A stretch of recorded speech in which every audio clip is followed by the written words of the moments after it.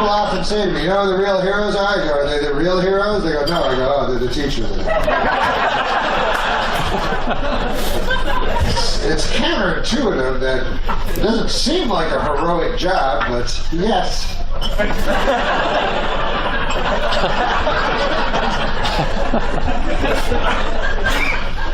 First of all, if you're a teacher, you get the same vacations as a child.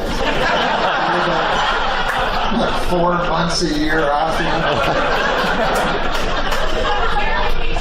My vacation?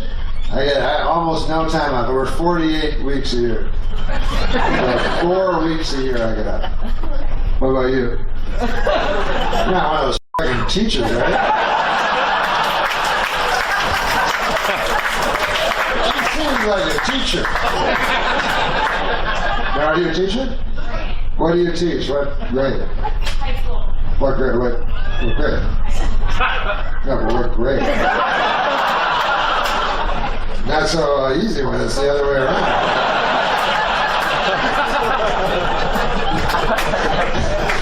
It's always easy to ask the questions. The real heroes are the f***ing students.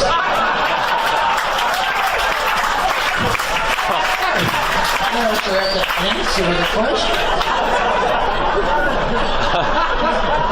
Now, what grade do you teach? 9 through 12. So you need a grade 13 education.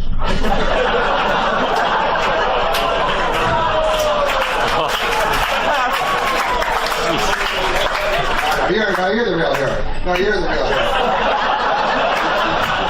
No, I'm just kidding. You're the real hero. Our husband's like, you're not the real hero. Shut the fuck up.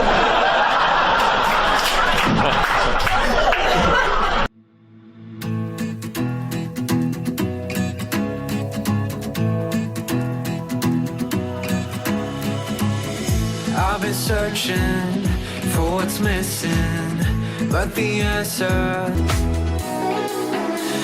This is what's the problem with our society, though. What is it? When they go, hey, the hardest job in the world is being a mom. It is or the pretty hardest hard. job in the world is being a teacher. It's hard jobs. No, it's not. They're hard jobs. My mom was a teacher.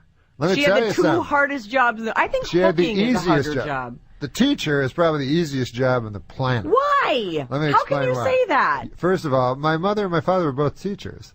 They got all the you get all the vacations that children do. Mm-hmm. You're always off. You have the entire summer. You have 2 weeks Christmas, 2 weeks Easter.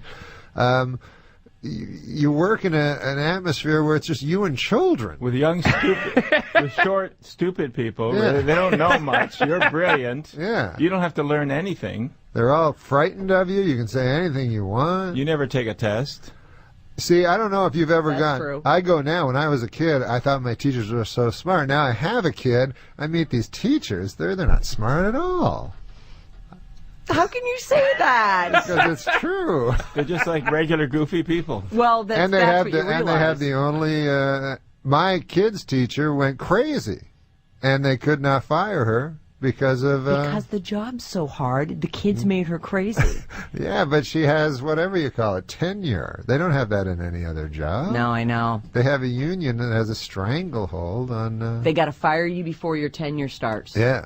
That's one of the They got to things. fire you from the easiest job ever. And They're- your those- babysitter's funny. Those are heroes. Those are also the heroes. They're like that. Real heroes are the moms and the teachers. Well, they are. Not the guys you know, on Norm, Iwo Jima planting the flag. Okay, they were heroes too. Not the firemen that run into buildings. No. No one's denying It's that a those teacher. people are heroic. It's a person that A shows good- up at a school a and is the good tallest person in the teacher. class. Oh my God. Wow. That's a good I'm one you telling got. My mom and dad were both teachers. It's the simplest job in the world. When I was a kid, I thought everyone got that much vacation. I was like shocked to learn that I thought everyone had the summer off.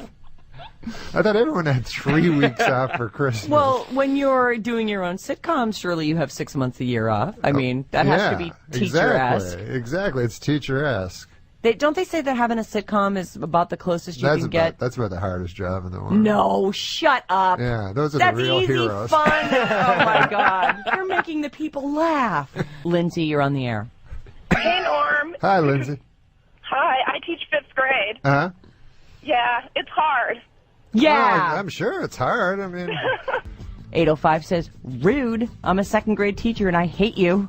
Rude. That sounds like a second grade teacher.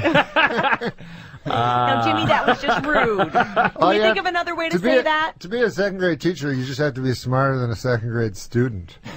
That's about the only thing you have to be. Oh, wow. Yeah, basically you need third grade intelligence.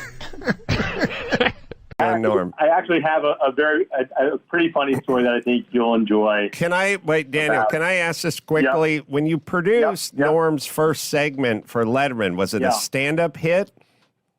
It was a stand-up, yeah. Okay. But here's the thing, also, like I don't take any. There's no sort of like discovery here because this was a guy who was. Everybody who saw him discovered him. He was. He just was way above everybody else in terms of his abilities. Yeah, totally agree. So, sorry, tell us the story. Well, the story is, you know, I got to know Norm pretty well, and you know, he liked to torture people. He liked to be a contrarian, but he also liked to sort of torture people.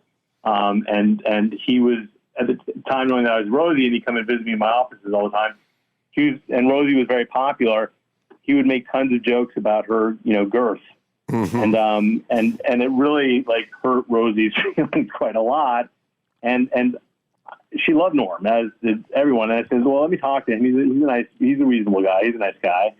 And so I said to Norm, Norm, you know, you could be on the show on Rosie's show all the time, and you sort of broaden your net here a little bit and appeal to some women. And you know, I think this could be a good thing for you. And I think you just have to stop making all the fat jokes about Rosie.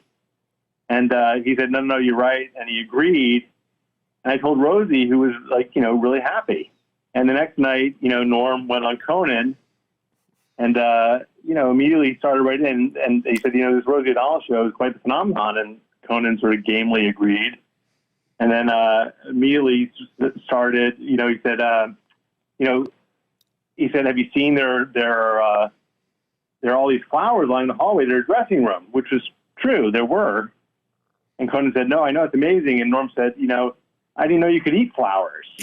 And Jesus Christ. And that was sort of that. That was like Norm was never on the show, and that was the end of that.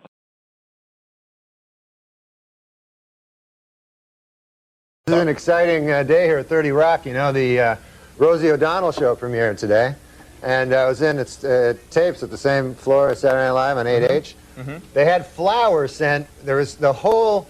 It's unbelievable. You know, people must love her. There's flowers all along the entire 8H. Right. All flowers. They're sent by, like, there was one from Madonna, one from Elizabeth Taylor, Regis and Kathy Lee. I've never seen so many flowers. I didn't even realize you could eat flowers. I didn't even know that.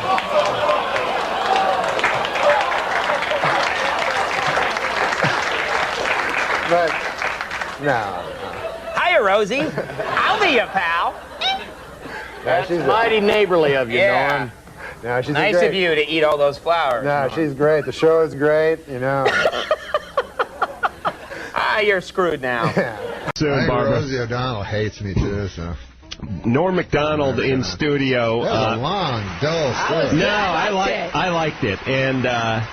there was no interplay. I'd like to hear why Rosie O'Donnell hates you as well. Not this second. We're going to take a break. Norm MacDonald here. We talked earlier about your experience on The View. Now, well, you were there. Rosie O'Donnell was not there, but now she is. And yesterday, she sort of accused Oprah of being a little bit gay, discussing the road trip that Oprah took with her best friend Gayle King. This is from The View earlier this week. I think that's very typical of gay relationships. Not saying they're gay, but, you know, two women get together and after year two, all you do is spoons. You know what I'm saying? No, it's really true. She's like, well, we're not having sex, Oprah. We're not gay. I'm like, well, you might be a little bit gay. You're just not doing it. You know what I mean? I mean, a little, a tiny bit. Yeah, but you're acting. I'm just like teeny tiny. It sounds like they did do it. No, I don't think they did. Okay. So you can be a little bit gay? Well, I'm just saying they're very bonded. They talk to each other 5 times a day. They should rename that show Cluster F. I don't know how it would work. It's very odd for gay person to insult a person by calling them gay. Yeah. You know what I mean? To slam them. Because I've had that with gay guys. They go, oh, you're probably gay, you know? Yeah. Well, they're not insulting you. Maybe they're giving you a compliment. Insult? No, they say it as if, you know, because they say, like, guys that are homophobic are actually gay, which is insane. Right. And, but they'll say stuff like that. No, it's funny when really fat guys... And when Rosie O'Donnell says, like, oh, hey, they're not having sex. As far as I know, gay ladies cannot have sex. Yeah, they can do... They can just have pillow fights or whatever. You know, I mean, they can do what we do before we have sex. Yeah, they can do what we can do. Horseplay. I think they call it foreplay. I think they call it tomfoolery. Well, Norris told us that he's lost all interest in women. Yeah, my dad used to say, knock it off, take it outside. Now, you guys going to be performing oral on each other? Take it outside. You ever think about Rosie O'Donnell when you're doing it? Good Lord. No way, right? Name some names. Yeah, name some names of who you think about. You know what Rosie O'Donnell would be good at giving? What? Really wide head. Oh, that's funny. Does Rosie O'Donnell have the biggest head on the planet? Yeah, she really does. How much does her head weigh? Do you take a guess? About her head weight? Yeah. Oh, well, that age-old argument, I'm not going to get into. You're not even going to get into it. Yeah. I see. And she's on the new $100 bill. Did you see her picture? It's pretty wild. And come to think of it, I got addicted to you. Oh, no, no, no. And come to think of it, I need somebody like you. Oh, no, no, no. I need someone like you. He says, let me ask you a question. It's 4th down and 1. You're at the 1 yard line. You have the choice. You can head it to O.J. Simpson, Jim Brown, or Emmett Smith. I'd go with Rosie O'Donnell.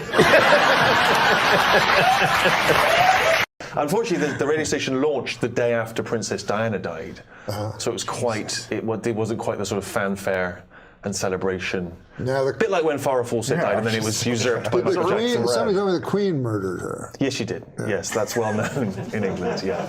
I'd like to apologise to the Queen. According to an obscure 14th century law, British Army Captain James Hewitt could be hanged for having an affair with Princess Diana. The punishment for having sex with Princess Diana is death. The punishment for having sex with Princess Anne is having sex with Princess Anne. In other book news, Prince Charles released an autobiography in which he states that he never loved Princess Di and that his father pressured him to marry her. The book is entitled, Of Course O.J. Did It. I mean, come on. Queen Elizabeth II visited Russia this week, becoming the first English monarch to set foot in the Soviet Union. The visit, which will last for 2 weeks, is expected to have absolutely no effect on anything whatsoever. New York City doorman Lenny Ladenhoff nearly fell over from shock when Princess Diana confided to him that she was feeling horny and invited him to drop by her hotel suite Thursday evening. Way to go, Lenny! Last week, Queen Elizabeth won 10 pounds in her country's national lottery. However, she has no plans to quit her job as Queen of England. Yeah, I knew. You think I didn't know? A blind man felt Princess Diana's face last week and said she is the prettiest woman I've ever seen. He then picked up a toilet plunger and said, "Thank you for this royal scepter. I shall treasure it always." And now a correction to a story we ran last week. Prince Charles is actually the one in the middle. So we apologize for that. Well, New Yorkers were asked in a recent survey what they thought of the new slicked-back hairdo Princess Di displayed on a recent trip to the city. 38% of New Yorkers approved, 45% disapproved, and 17% said, "You stopped me for this? Now I'm going to shoot you." Former British cavalry officer James Hewitt, who was Lady Diana's secret lover, says he will never, ever disclose the contents of more than 100 love letters that she sent to him. This, according to Hewitt's new book, I Banged a Princess.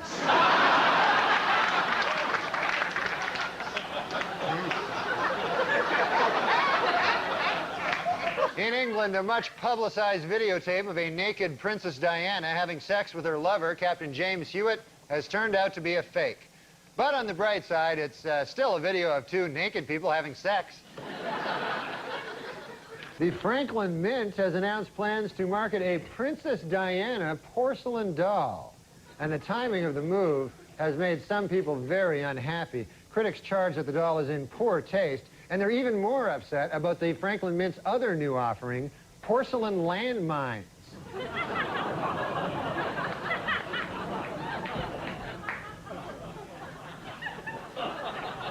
You can play with them together if you want.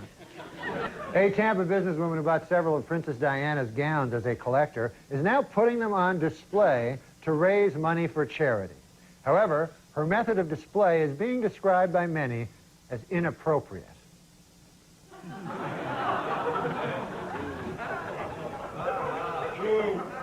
Still, for 4 bits, you know, it's a good deal. Well, a sad story from Britain this week. According to the Earl of Spencer, several intruders have recently broken into his family estate in search of souvenirs from Princess Diana's grave. But the Earl says he knows just how to protect the site: landmines.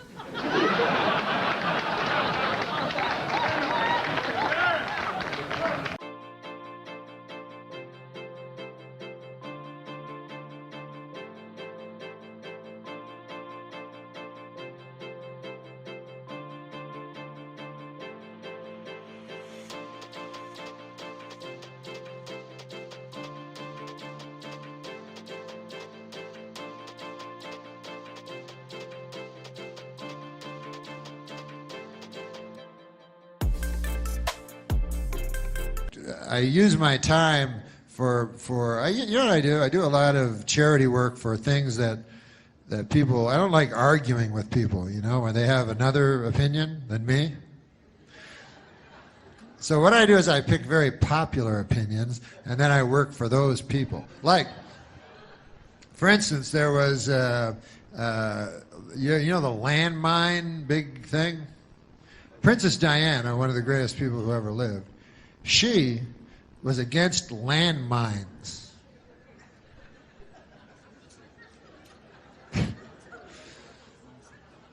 So tragically, she died, you know, before her landmine crusade really got rolling, you know.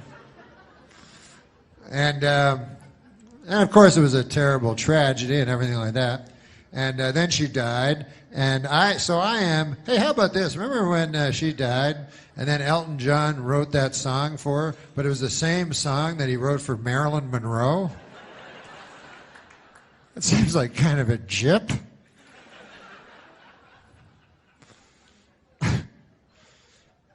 But the king's like, hey, man, you wrote a song for my daughter? I don't know if there's a king. You wrote a song for Princess Diana? Yes. Well, you already? She just died an hour ago. Yeah, I wrote it. I wrote it. And here it is. She lived her life like a candle in the wind. Wait a minute. It sounds like that song you wrote about Marilyn Monroe.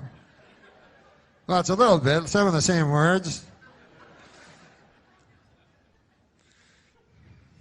Why'd you do that? Because they're similar when you think about it. Come on.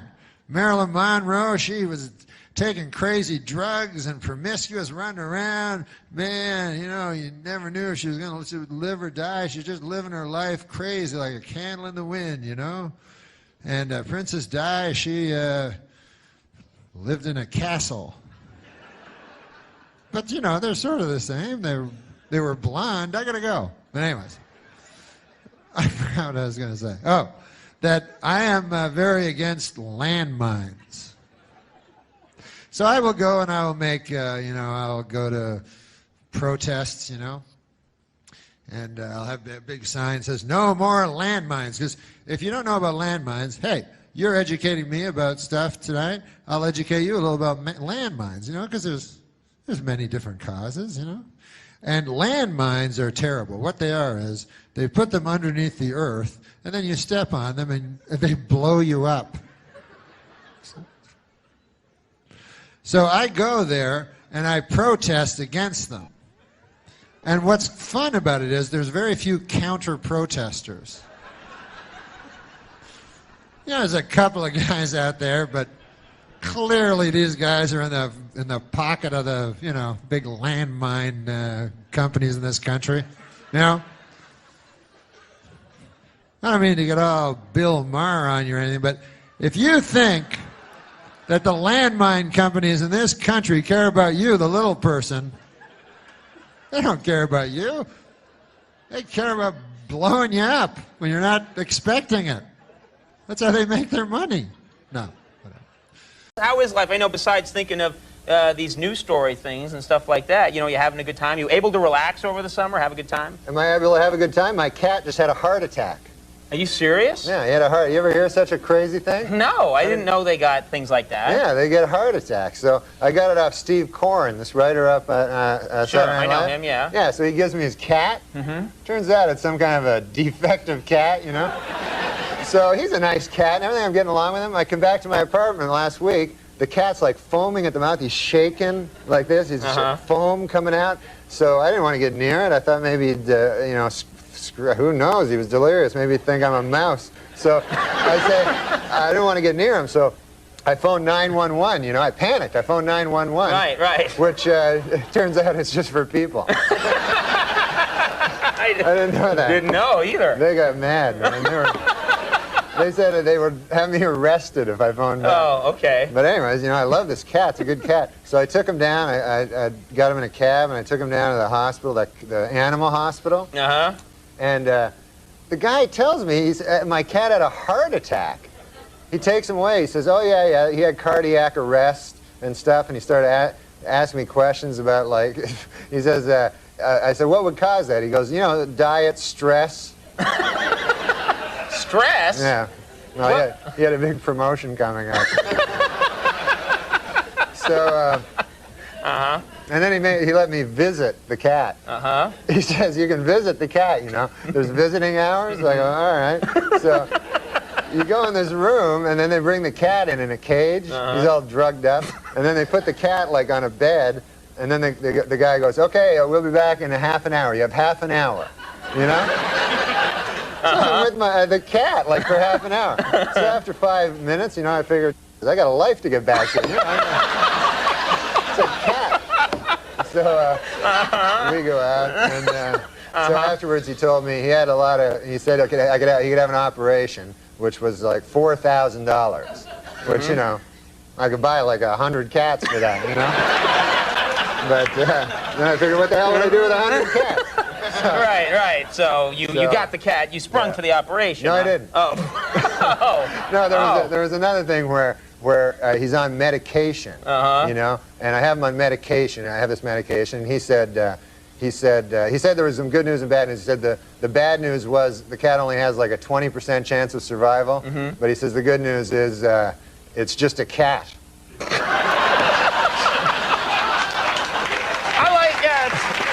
He's a bad doctor.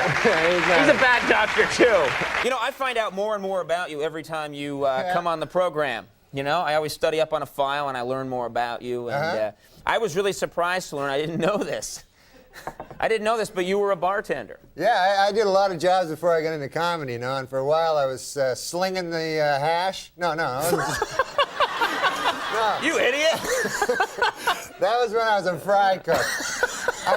I was a bartender. I was slinging the drinks, Sure, right. And, oh, man, that was fun. I'll tell you what was fun about being a bartender. Always a story, Really? Always something funny happening down at the bar. Well, that's perfect for a talk show, then. Yeah, this is a good example. One time I was working in there. Drunk guy comes in, And you're not supposed to serve the drunk guys. That's one of the things you learn.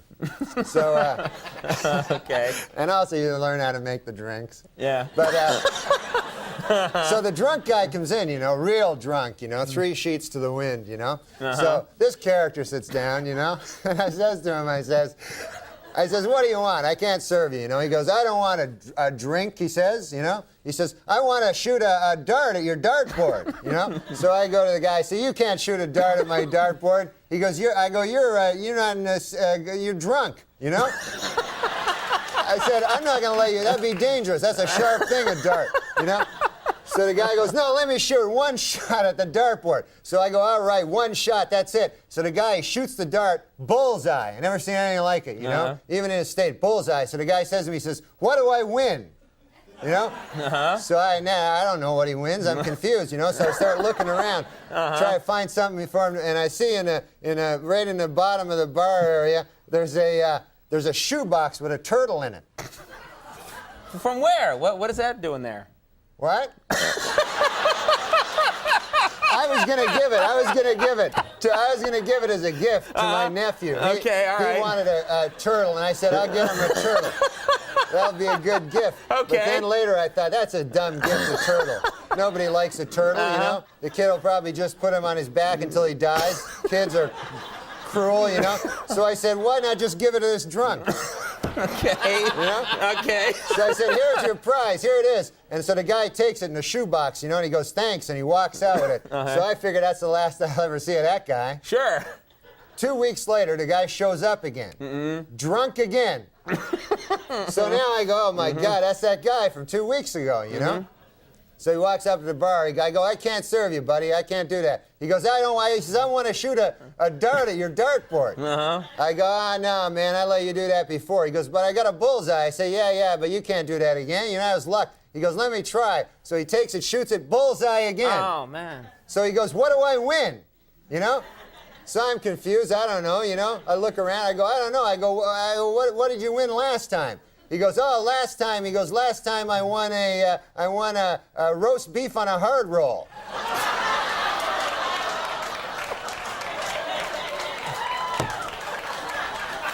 It was the turtle. We know it was the turtle. It was the turtle. We know. Oh my God. It was the turtle. Guy must have gone out and ate it. It was crazy. Oh, he ate the turtle. I see now. It was crazy. That's the real end of the joke. It wasn't a joke. I know it really happened, right? God forbid that was a joke. Sorry for calling what really happened to you a joke. When I was young, there was a fella went by the name of Jacques de Gautier. And he was from Témiscamingue, Quebec. And Jacques de Gautier, he was a fella that really thought. And he was smart, you know. He was our hope, I guess.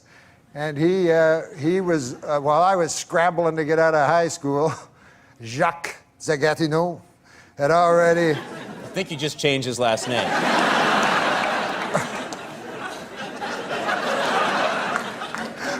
Well, you know, a man grows.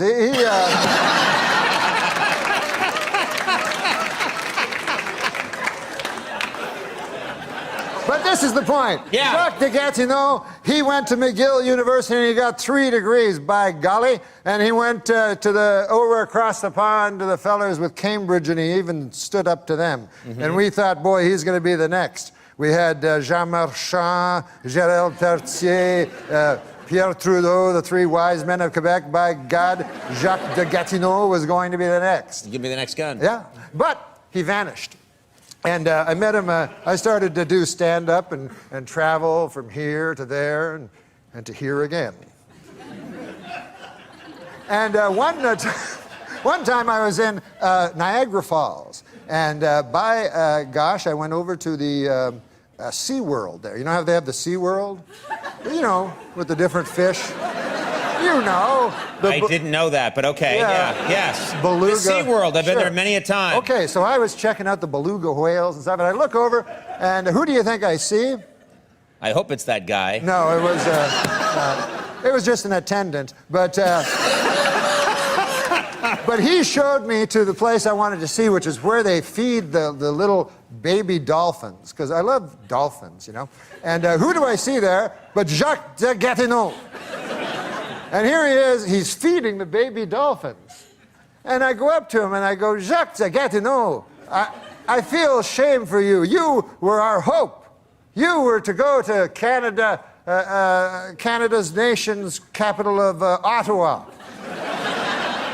And you were to be a great man, Jacques de Gatineau. And we were all, you know, we pinned all of Témiscamingue, Quebec, pinned our hopes on you.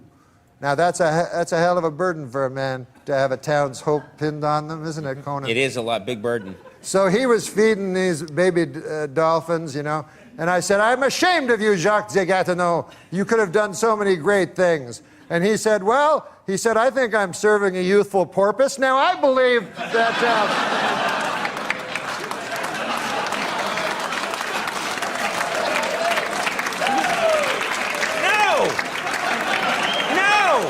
I knew that was going to happen. I knew that was going to happen. You don't encourage that. It's like that was a 40-minute story. It's like somebody. Youthful porpoise? Youthful porpoise. Yes. Not porpoise. I don't know. Good God. I know. That was way out of line. No, that was way out of... Who are you to criticize Oscar Pistorius? It's like somebody saying, I got to show you something. They take on a 4-mile hike to show you a dog turd. You say there's no way we could go back, and that I've broken what we had. Oh, I wish that you would come around. No. Did you ever hear the joke about the fella that he went to a house and it was very isolated, and there was a woman there and her mother, and they looked very much alike. Do you ever have occasion to see that, where the mother looks so young it could almost be a sister? Yeah, for sure. And so he was with the mother and the daughter, and he went to bed, and he turned off the lights. It was very dark, as it is in summer, as it is in the country, you know. And someone entered, opened the door at night, and he was a little frightened. Who is it? And he heard the voice of, this woman. He wasn't sure if it was the mother or the daughter. And she came over and she said, "It's so lonely here, you know. There's been no men." And she caressed his arm. And one thing became the inevitable. They had sex? Yeah, so we don't have to be coarse about it, but yes. And the next day, as the lady's leaving, it's 4 a.m., and she's like, the light's about to come on.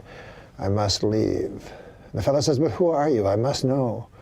I must know which you are.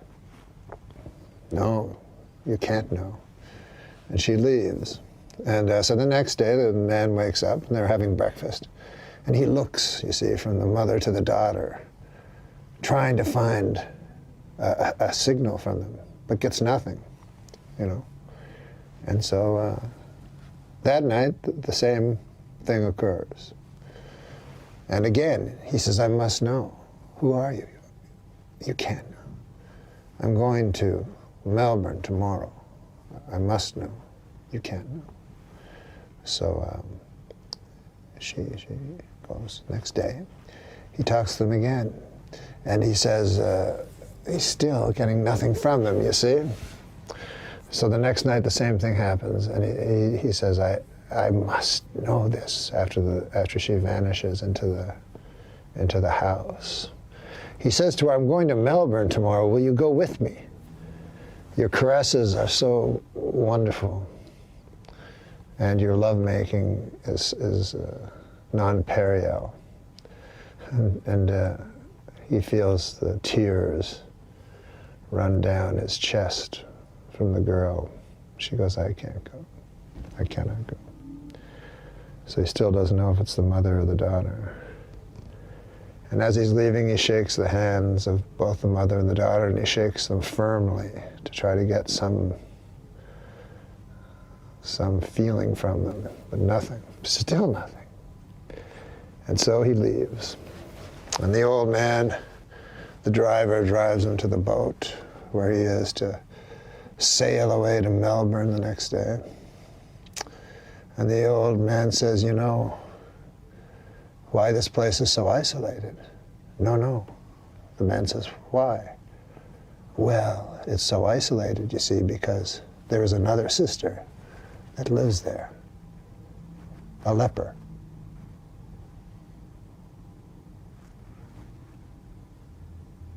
the leper? Let's not be chorus. Good God, man, that's not how you tell a joke. That's supposed to happen through your mind. That's supposed to. But yes, you did a leper. And you often speak of your native Canada. Yeah, I love Canada. You mention it a lot. Yeah, a couple of people. 3 to be exact. Yeah, they like it. That's important. Where are you from? Are you from a big city? Where are you from? I'm from a little town. It's called Monkland, and it's only 108 people. 108. That's small. It's country. You know, it's really rural. And but man, I'll tell you, there's lots of funny stories from there. Well, I'm sorry we don't have time. Thank you very much for coming, Norm. It was good having you here.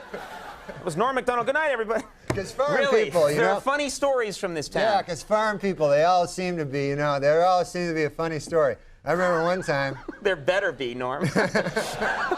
There was a guy, man. He lived down the road. His name was John Neil Mergerison. And this guy, I went to him once. I've been away for a couple of years, you know. I moved to the city, you know, and I came back. And I said, John Neil, how you doing? You know, I went to his what do you call, farm? And yeah, that thing, yeah. So he's showing me his pigs. He had a bunch of pigs there, you know. He had a bunch of pigs, a bunch of them, and one of the pigs had a wooden leg, you know. What? Oh yeah, a wooden leg. So I thought that was odd, you know. So I says to him, I says, John Neil, that's odd. There, what's that pig? What's the story with that pig? So John Neil, he goes, oh man, Norm, he says, that's a special pig. He goes, you wouldn't believe that pig. I go, yeah, what, tell me about it. He goes, that pig, you wouldn't believe it. He says, last winter, you know, he goes, the house burned down. You know, you probably heard, the house burned down. And he says, me and the wife, we were sleeping on our bed. And he says, we never would have heard. We never would have heard. We never would have woken up. But he goes, that pig, he broke out of his pen. He ran all the way to the house. And he went up to the bedroom window, you know. And he says he starts hitting his little snout on a window, you know. And he says, me and the wife, we woke up. And we got out, man, just in time. We escaped that inferno. He didn't use the word inferno. He's just a farmer. But you threw that in there. Yeah, he says we escaped that conflagration, you know. So I go, man, that's quite a story about the pig. He goes, oh man, it doesn't stop there. I go, really? And he goes, yeah. And he goes, just later after that, like the following summer, me and the wife were plowing in North 40, and our little boy, only 2 years old, man, fell into the well, and all alone, you know, and we no way we could do anything. We were plowing, and he says we didn't hear, you know, and he says, man, you know, we're getting older. We're probably not going to have another kid. You know, that kid means everything to us. I go, I know, John Neil, I know that. You don't have to tell me that. So I said, what happens? He goes, that very same pig. He says, he heard the child's wailing plaintive cry. He didn't say plaintiff, you know, he's a farmer. But he says he heard the child. He broke out of his pen. He ran all the way to the well. He looked down. There was the poor son of ours there, Billy, you know, down at the bottom of the well. He says the pig, he took his snout there. He started pulling up on a rope. And the kid got right out, you know, and man, that's great, isn't it? And I go, man, that's the greatest story I ever heard. Man, oh, what a pig. I said, what a pig that is. I said, one question, though, John Neil. I said, he got a wooden leg. I don't understand that part. Pig got a wooden leg over there. John Neil goes, man, he goes, what are you, crazy? He says, a great pig like that, you can't eat him all at once. You know, he says,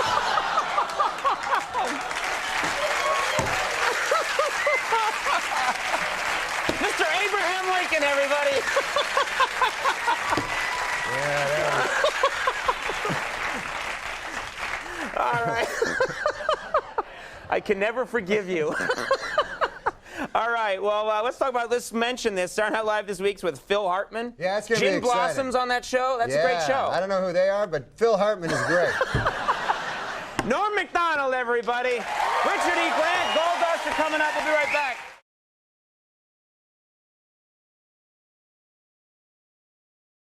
I'm sitting with Norm MacDonald, and now not all your material comes from the news. Is that right? You know. No, some of my material comes. My strongest material comes from real life. Real life? Like, for instance, today I was driving in a car. You were kind enough to bring a car to bring this old chunk of coal here to the studio.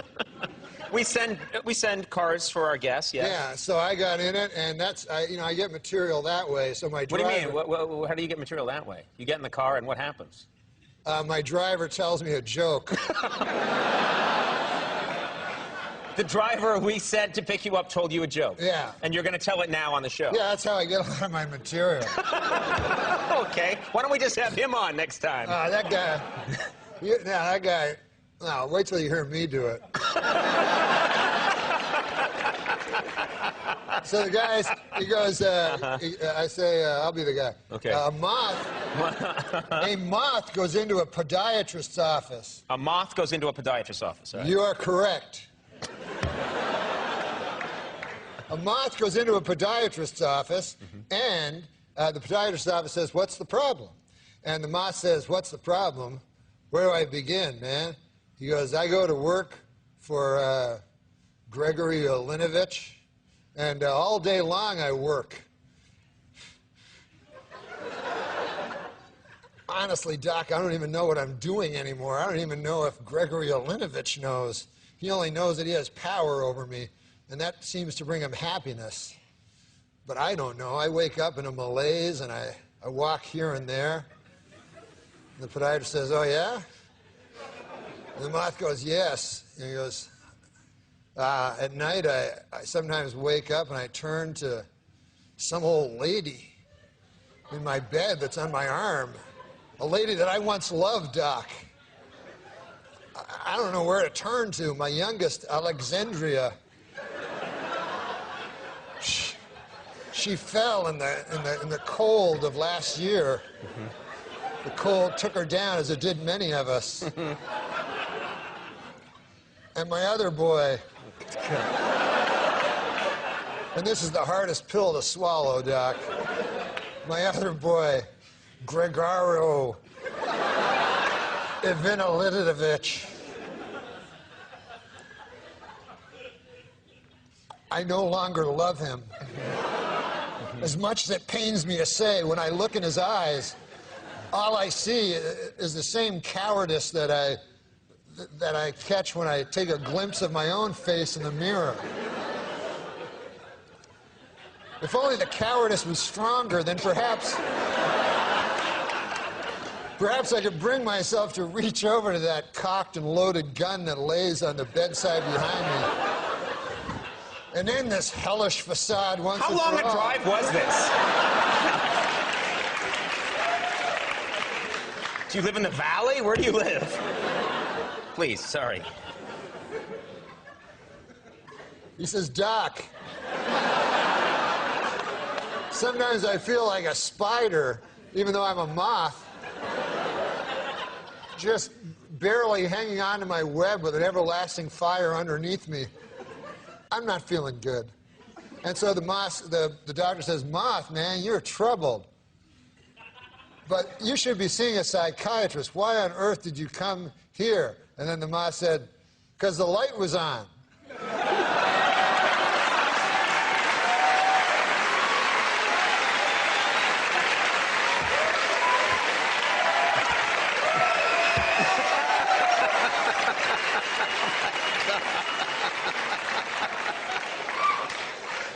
My congratulations to anyone who stuck it through to the end.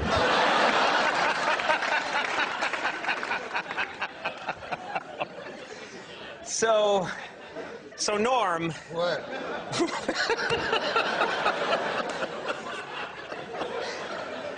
We're pretty much out of time. No. Well, listen, it's over. What's that? Do it. We have. I understand you've been pitching television shows. You said you'd rather play Frogger than have sex. Oh, yeah, well, you have to know Frogger, you know. It's a game. It's an arcade game where a little frog has to go across the river. Yeah. And they have, like, little logs that he has to, and sometimes the log's a crocodile and tries to eat him. You're, like, totally into that? Yeah. Well, I like a lot of things better than sex. I don't care for sex that much. See, that's the thing with me, too, because I'm totally bored. I don't have any... What's the matter? Yeah. it hasn't like gotten better over the centuries, you know? It's always the same thing. It's very, like, I had sex when I was a young man, and then I had it for a while, and then I realized it's kind of always the same thing, you know? There's only a few things you can do. You can go like this and then over, you know what I mean? You go, I'll do this for a while, and then... Do you think that we're being drugged by the government to lose interest in sex? Oh, no, I just think it's a thing that... like, you know, when people go, hey, you know, that guy's he's good in bed, you know? And to me, like, how hard is it? You know? It's not like if you're good in badminton or something, you know, that's a hard thing, badminton. You gotta, and Frogger, you know? But sex, you can figure it out in like 10 minutes, you know? Yeah, and like goats do it and stuff. You know, like goats and pigs and stuff all do it, so how special can it be? Exactly. Show me a goat that can get past the 3rd level of frog. That's right, Norm. That's right. Will you bring a girl home or a friend over and there's no place for... What? I don't have sex with girls or men. Wait a minute. Norm MacDonald. Norm, you're a sexy dude. Yeah, but I don't have... And you never go out trolling. I mean, no I girl. had sex. Well, I realize you're not a life. virgin. You've got a kid. No. When's the last time you had sex? Probably 10 years ago. Shut up. Yeah, I have sex. I have sex like by masturbating. Yes. Yeah, but I find sex very repetitive and dull and kind of pointless. Your kid. This is a bit. No, it's not. Norm MacDonald. I had a lot of sex when I was a young man. When I was 19 or 20, I had a lot of sex, and it's just the same thing over and over. Right. It feels really good. So start from the beginning and do it again. I mean, why wouldn't you? Is it too much work dealing with ice cream? Eating ice cream is really good too until you're tired of it. You know. And the next day you try a different flavor. There's thousands of flavors of ice cream. But not of women. Do you go to hookers ever? No, I've never been to a prostitute. This attitude you have could be said for anything, though. I know. For anything. You do more than once. Anything. Yeah, well, I don't do very much. You just don't like people in general. Yeah, you hate people. Or you hate women. Oh, no, I'm fascinated by people and by women. I'm just saying I don't need to, don't chicks throw themselves? I would think that after a show, you're hilarious. And well, some to tell you like, the listen, truth, I've always been fascinated. To tell you the truth, I find sex to be a very filthy act. Are you a germaphobe? No, I don't mean filthy. I mean filthy in the sense of shameful. Really? Were you raised Catholic? No. Oh. He's doing a bit. No, I'm not doing a bit. I find it really hard to believe you haven't had sex in 10 years. I think I think that sex is shameful and that people have sex knowing that it's shameful. And again, it's like death. They just live in this fool's paradise where they pretend it's not. I mean, obviously, people don't have sex in public, so there must be some shame. Some people do. But it's because you don't want to be caught in that compromise. You know, you're not exactly at your most attractive when you're having sex. There's all these. Well, there's social norms. You don't go to the bathroom in public either. But I'm not ashamed of that. Exactly. What? I'm not ashamed of going to the bathroom. It's part of taking in to stay alive. You have to evacuate. I'm not ashamed of that. That just comes with the territory. Of course, and you have to ejaculate too. But I evacuate and ejaculate in private. I don't evacuate in front of another person. That's exactly what I'm saying. So you're not ashamed of it. You do it in order. I am ashamed. But he is ashamed of it. That's why what I do he's it saying. alone. Do you evacuate in front of people? No, but I'm saying I'm not ashamed. It's just not polite. It's not because a social. It's something that you share with somebody else. I mean, are you? Is it a fear of intimacy? Do you not let anybody too close? No, I'm not afraid for them.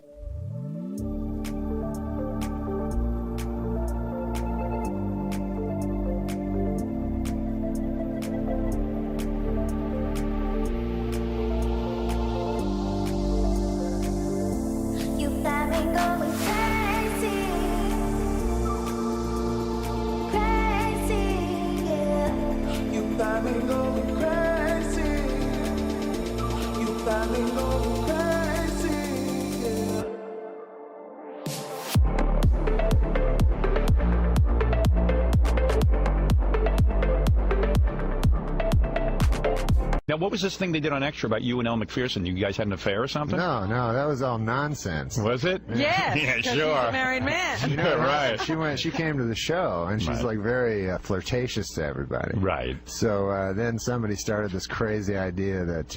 And she's very bright, so you get attracted to a very smart woman who's good looking, right? She's bright? I'm just kidding. Oh. No, right. So you're saying that Elle Macpherson was on the show as a guest. She's a gorgeous woman. She's beautiful. Well, yeah, I guess. But I don't have I'm not like you. I don't have like a real high sex drive. Right. You don't really? No, not at all. Well, that's something to advertise. Yeah. She was flirtatious, and were you like sort of being flirtatious with her? You had to be attracted to her. No, I wasn't attracted. At all. I'm not attracted to girls that much. I used to be when I was young. And you're not gay? Maybe those pain pellets were telling you something, pal. I'm telling you right now. No, when I was young, I used to be. Really? Yeah. Well, you're still a young guy. You do have sex with your wife, don't you? Yeah, I have sex with my wife. Yeah. How often? Like once a week? Well, the thing is, like with my wife, we have sex because we know exactly what to do with each other. Right. But if I was with somebody else, I'd have to, I don't believe this for a minute. No, I'm serious. I've never met a guy who said this. But how often do you have sex with your wife? I've never met a guy who says, your sex life doesn't, your sex drive doesn't, you don't have a low sex drive. Yeah. There's just no way. Does he masturbate? Do you masturbate? Oh, yeah. You do. So then you have a high sex drive. For myself. No.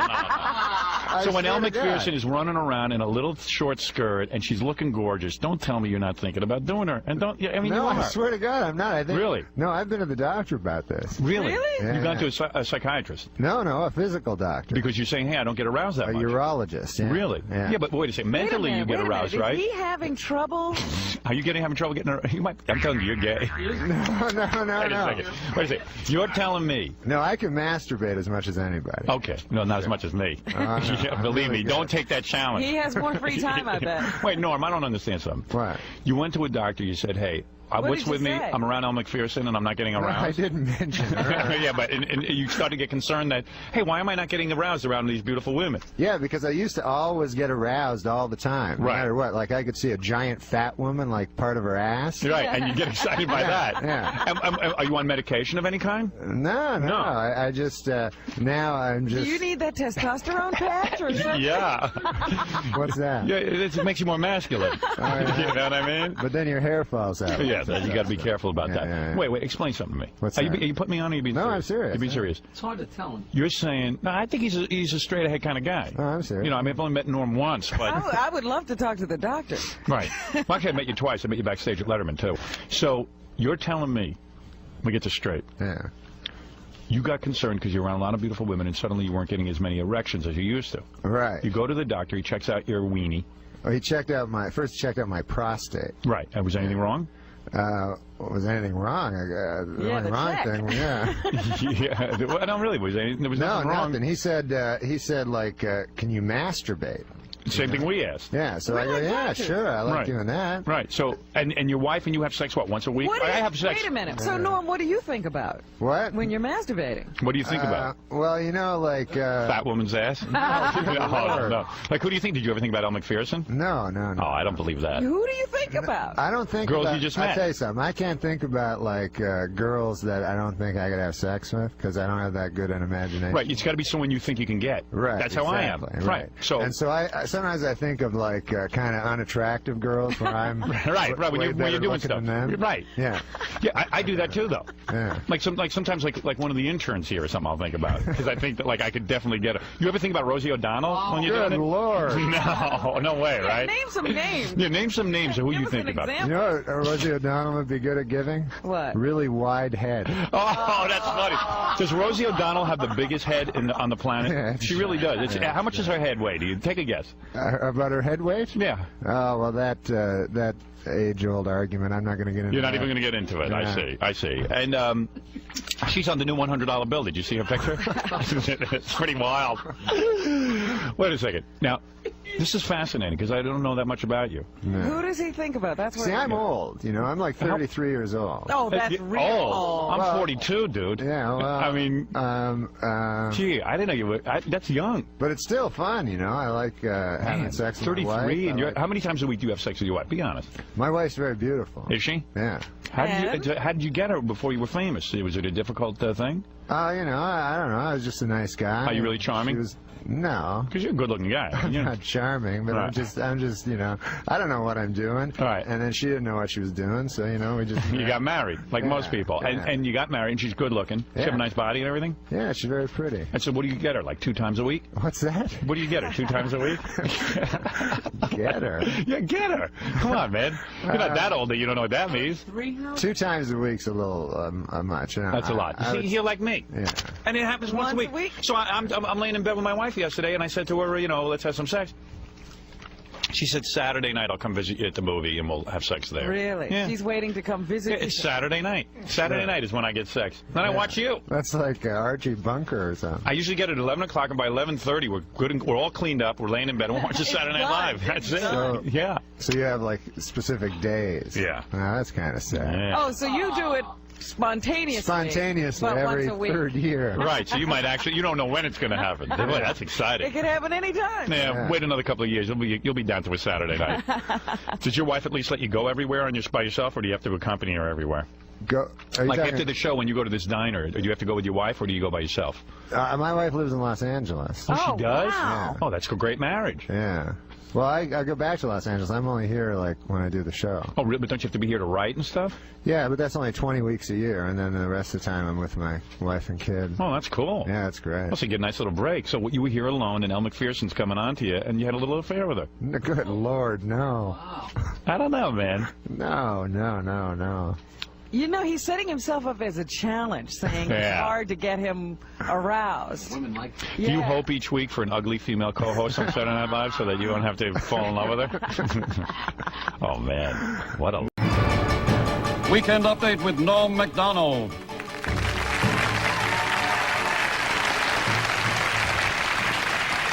Thank you.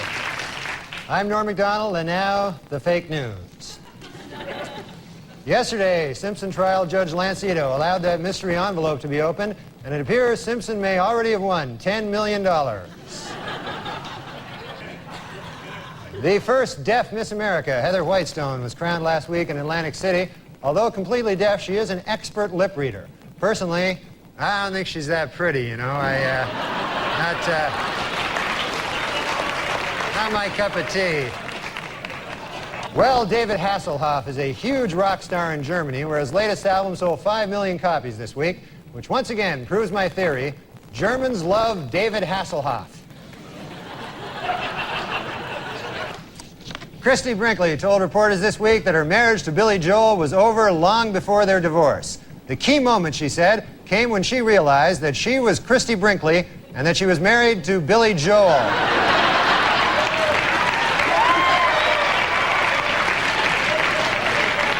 And in a related story, this week marked the 5,000th performance of the Broadway musical Cats. It also marked the 5,000th time a guy turned to his wife and said, "What the hell is this?"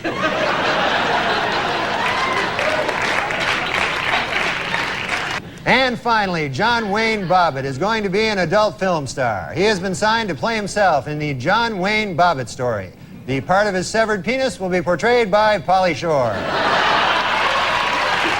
According to an obscure 14th century law, British Army Captain James Hewitt could be hanged for having an affair with Princess Diana. The punishment for having sex with Princess Diana is death. The punishment for having sex with Princess Anne is having sex with Princess Anne. Las Vegas mogul Steve Wynn has announced plans for a new hotel, 46 stories high, set on a 17-acre island in the middle of a 50-acre artificial lake on the Las Vegas Strip. In a related story, Motel 6 now has shampoo.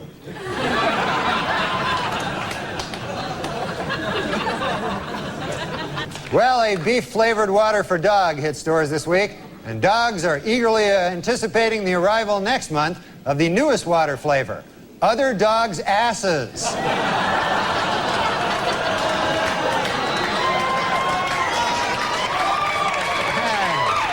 With Republican control of the Senate, Oregon's Bob Packwood will become chairman of the Senate Finance Committee.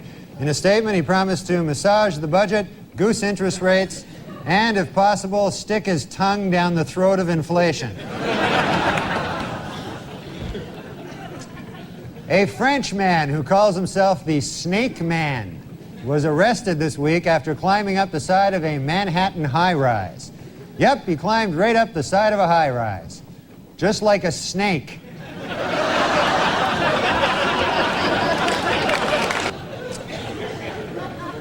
Dr. James Watts, a neurosurgeon who performed the first frontal lobotomy, died this week in Washington.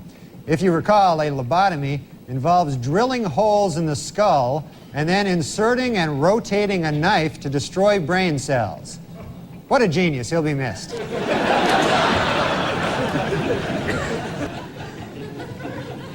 This week is Taxi Cab Appreciation Week, so to all you taxi cab drivers out there, I'd appreciate it if you'd take a shower once in a while. How'd that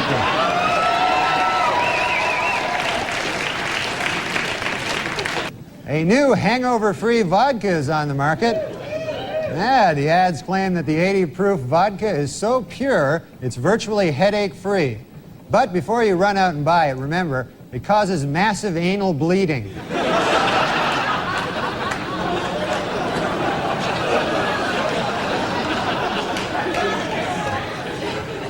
Former First Lady Nancy Reagan reports that her husband has been relaxing at their ranch, riding horses and chopping wood.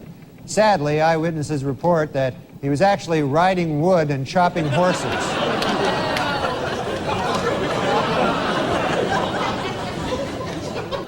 Ted Kennedy says now that he's won re-election, he can finally relax, get off that crazy diet, and really let himself go. Yeah, Ricky Lake, you know, she really is an animal lover, though. She has 3 cats, 2 dogs, and a big ass that follows her around everywhere.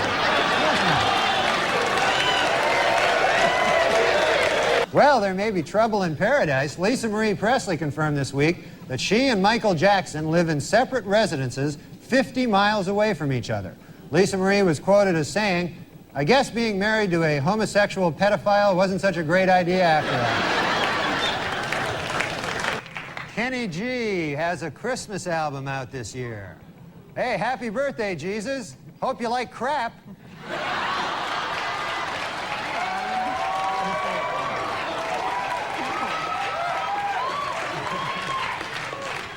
Serial killer Jeffrey Dahmer was attacked and killed by another inmate this week. Just before the fight, Dahmer threatened, "Hey, don't mess with me, pal. I used to eat guys like you for breakfast."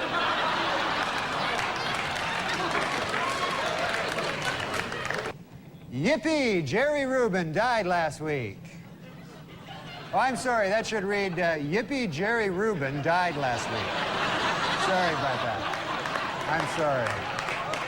My mistake completely. I didn't read it right.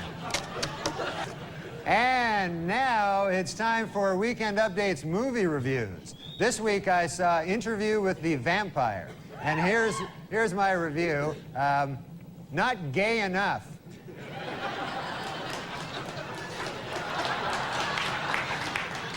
A Brooklyn man crossing an expressway on Monday was hit by at least 10 cars. According to police, the man's body was spread over a 2-block area. Police also reported that various organs were flattened on the road and that his spine had been ripped out of his torso.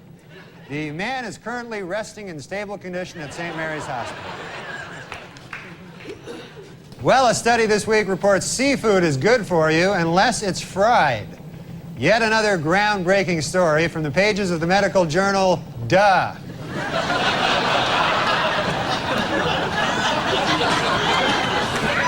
A new FBI study shows that for the first time, Americans are more likely to be killed by a stranger than a loved one or acquaintance.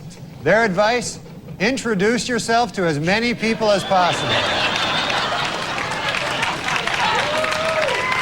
A sheepdog carrying $250,000 worth of cocaine in its stomach was found at JFK Airport earlier this week. A customs agent got suspicious when he saw 2 airline employees taking turns sniffing the dog's ass.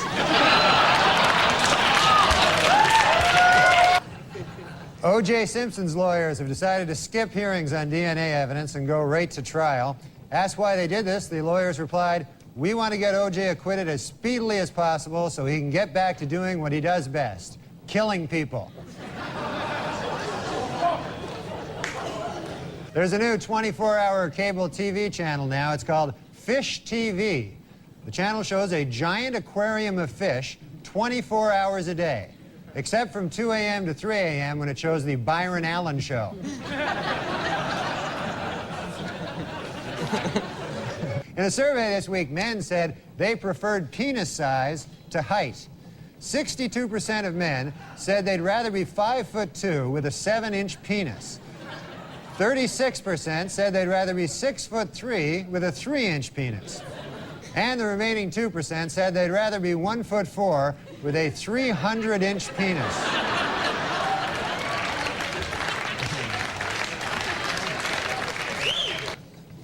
Here we see the president and the first bitch.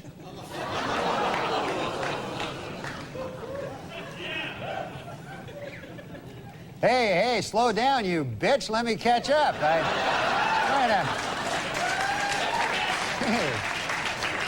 A 51-year-old cosmonaut set a world space endurance record this week after spending 367 days aboard the Russian space station Mir.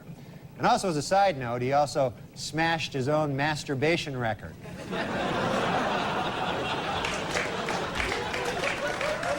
In Walnut Creek, California, anyone who turns in his gun can get free therapy. And anyone who doesn't turn in his gun can get free anything.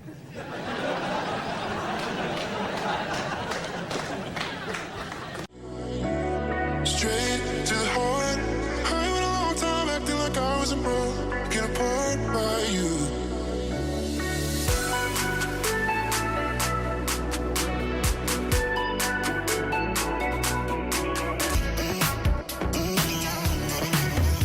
Officials in Disney World have ordered their ride, the Extra Terror Estrial, to be shut down until it can be made scarier. When the attraction reopens in 2 weeks, it will be exactly the same, but missing 6 bolts. The United Paramount Network's new show, Star Trek Voyager, finished in first place Monday night with a 14.7 rating. For those of you who don't know, 1 rating point is equal to 950,000 nerds.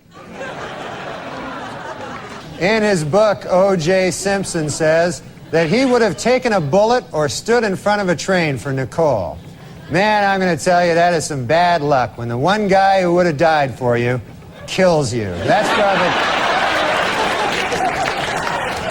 probably... You don't get worse luck than that. Taco Bell this week introduced a new light menu, as well as a new slogan: half the fat, but still tastes like crap. OJ's pal Al Cowlings now has a 1-900 number. For $2.99 a minute, Cowlings will tell callers that OJ is innocent.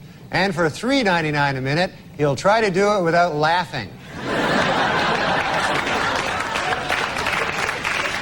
And now a correction to a story we ran last week. Prince Charles is actually the one in the middle. So we apologize for that. 130 years after the Civil War, the state of Mississippi has finally voted to abolish slavery. Representatives say they would have liked to have done it sooner, but they were delayed due to some awfully big cotton crops. They had some kind of big cotton thing. All right. And finally, the Oscar nominations were announced this week, and Tom Hanks and Jodie Foster are in a heated competition in the Academy's controversial new category, Best Retard.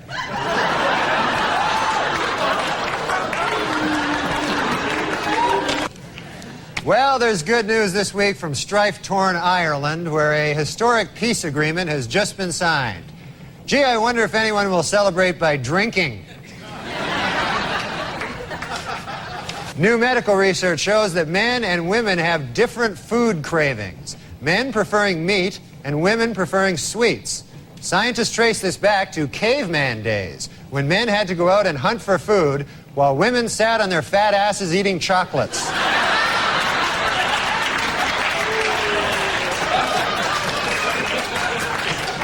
Washington Power twosome Mary Madeline and James Carville are expecting their first baby in July. No one knows if the baby will be a Democrat or a Republican, but doctors are sure of one thing. It will be weird looking.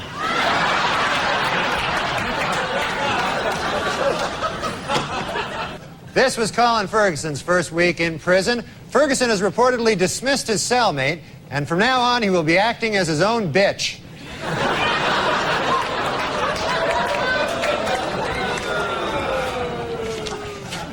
The richest girl in the world, billionaire Athena Onassis, celebrated her 10th birthday this week. What's it like to be the richest girl in the world? Well, to give you some idea, at the party, they had 2 cakes.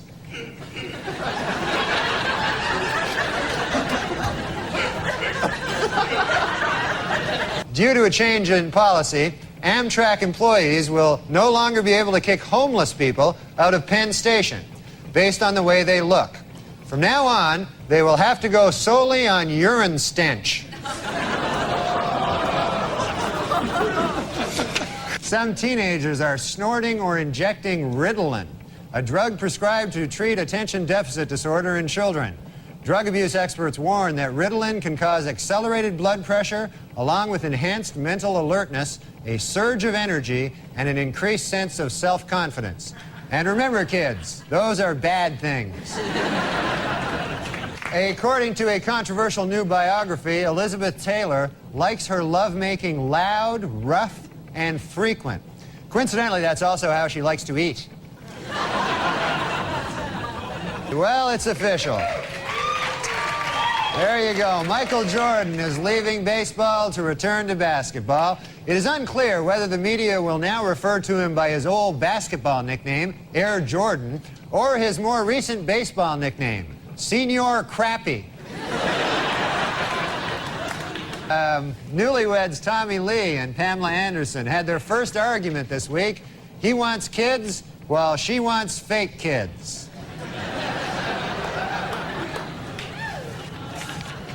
A new study says that people who quit smoking have healthier lungs. Yet another groundbreaking story from the pages of the medical journal, Duh.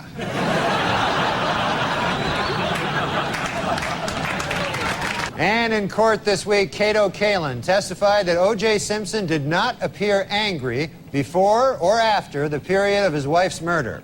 But Kalin admitted he could have been a touch edgy while he was actually murdering her. Might have been a... Leona Helmsley fired a maid this week for stealing her Victoria's Secret lingerie. And you think she looks hot here, huh? Imagine, if you would, with the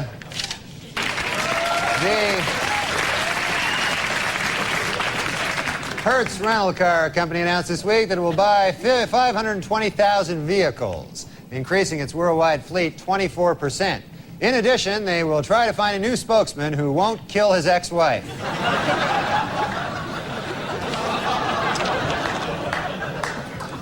And finally, the Diamond Council of America advises that men spend 2 months' salary on an engagement ring, while the American Housing Company suggests that you spend 25% of your salary on rent.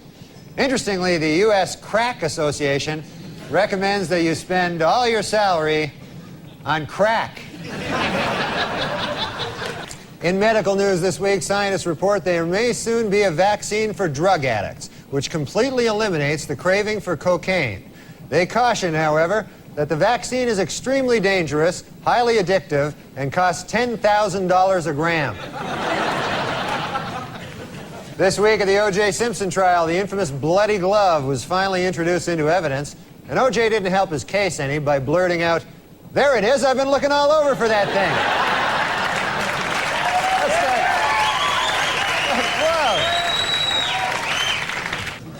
In a bid to boost low attendance, officials at the New Jersey State Aquarium have announced plans for a $4 million facelift. In addition, flashing neon signs will be placed outside the aquarium, stating that the fish are, quote, all nude all the time. Julia Roberts told reporters this week that her marriage to Lyle Lovett has been over for some time. The key moment, she said, came when she realized that she was Julia Roberts and that she was married to Lyle Lovett.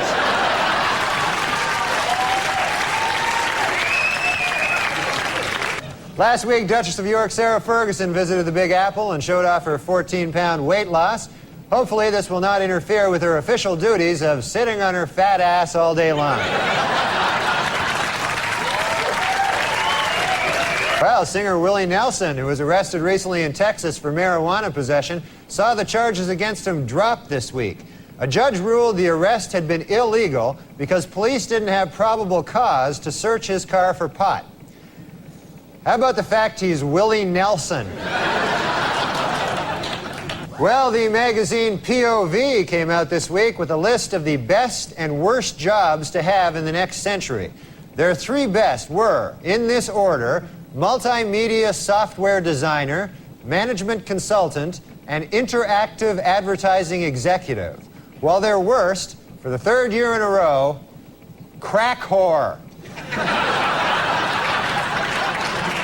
Dismissed Simpson juror Jeanette Harris revealed in interviews this week that the jury is torn by dissension and is already divided into 2 camps, those who think he is guilty and those who are really, really stupid.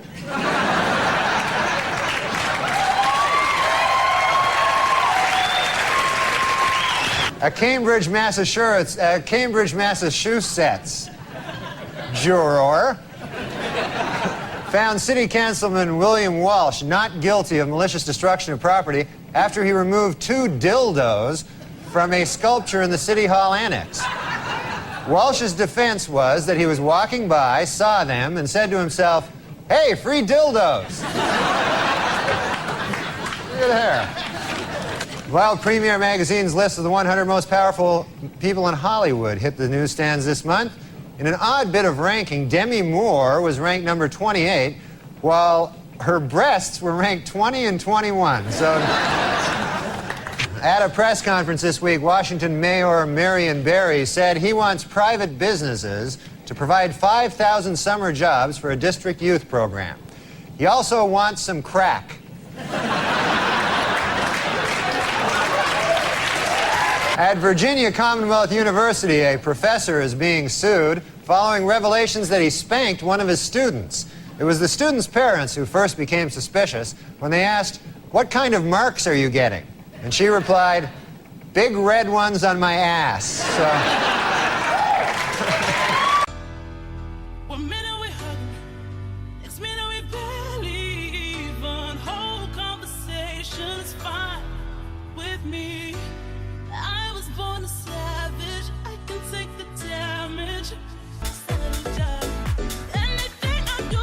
For the 5th year in a row, People magazine has named John F. Kennedy Jr. one of its 50 most beautiful people. Meanwhile,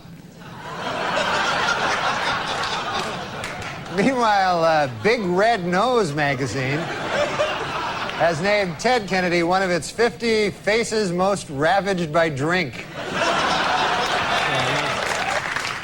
Well, in Buffalo, Wyoming, a truck jackknifed this week, spilling hundreds of sticks of dynamite on the I-90 interstate, though officials noted that there is absolutely no danger as long as you're protected by magic. Yeah, I wish I was protected by magic. All right. In stock market news this week, April's 3 biggest losers were Cantab Pharmaceuticals, Champion Enterprises, and Crapco, which manufactures crap. And also crap-related items, most recently Mariah Carey's Christmas album.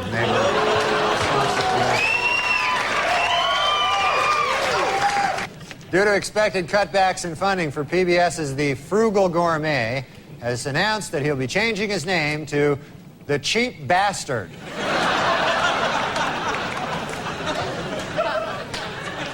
Well, in a questionable move by the defense team this week, O.J. Simpson demonstrated how to stab 2 people at the same time.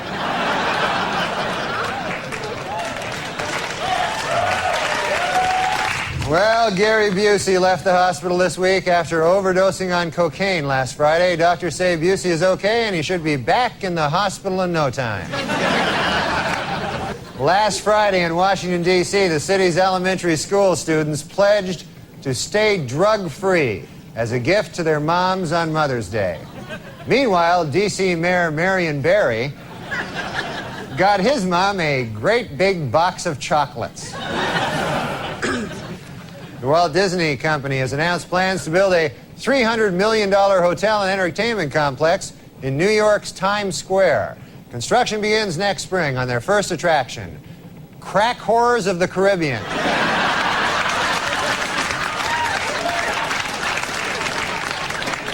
The American Academy of Pediatrics has released an updated list of unsafe baby products. Topping the list this year is the really, really, really, really high chair. Hi, Norm. Norm. We did it. We did it. Yeah, we did it. Yeah, nice to finally meet you. Hi, Norm. Nice to meet you finally. Come have Come a on seat. in. This is Bobby. You're right. You're in the comfy chair. Yeah, we're going to give you the comfier chair. Which is that? That's that one There. with the FS1 pillow. You can take that. No, really? Oh yeah. I can take the pillow? Take it. If you want it. Yours. You think we're keeping any of this? We're going to burn this down. I always thought I should have stolen stuff from SNL. Yeah. You know, I took no pictures. I wrote this book, and they're like, "Hey, you got any pictures?"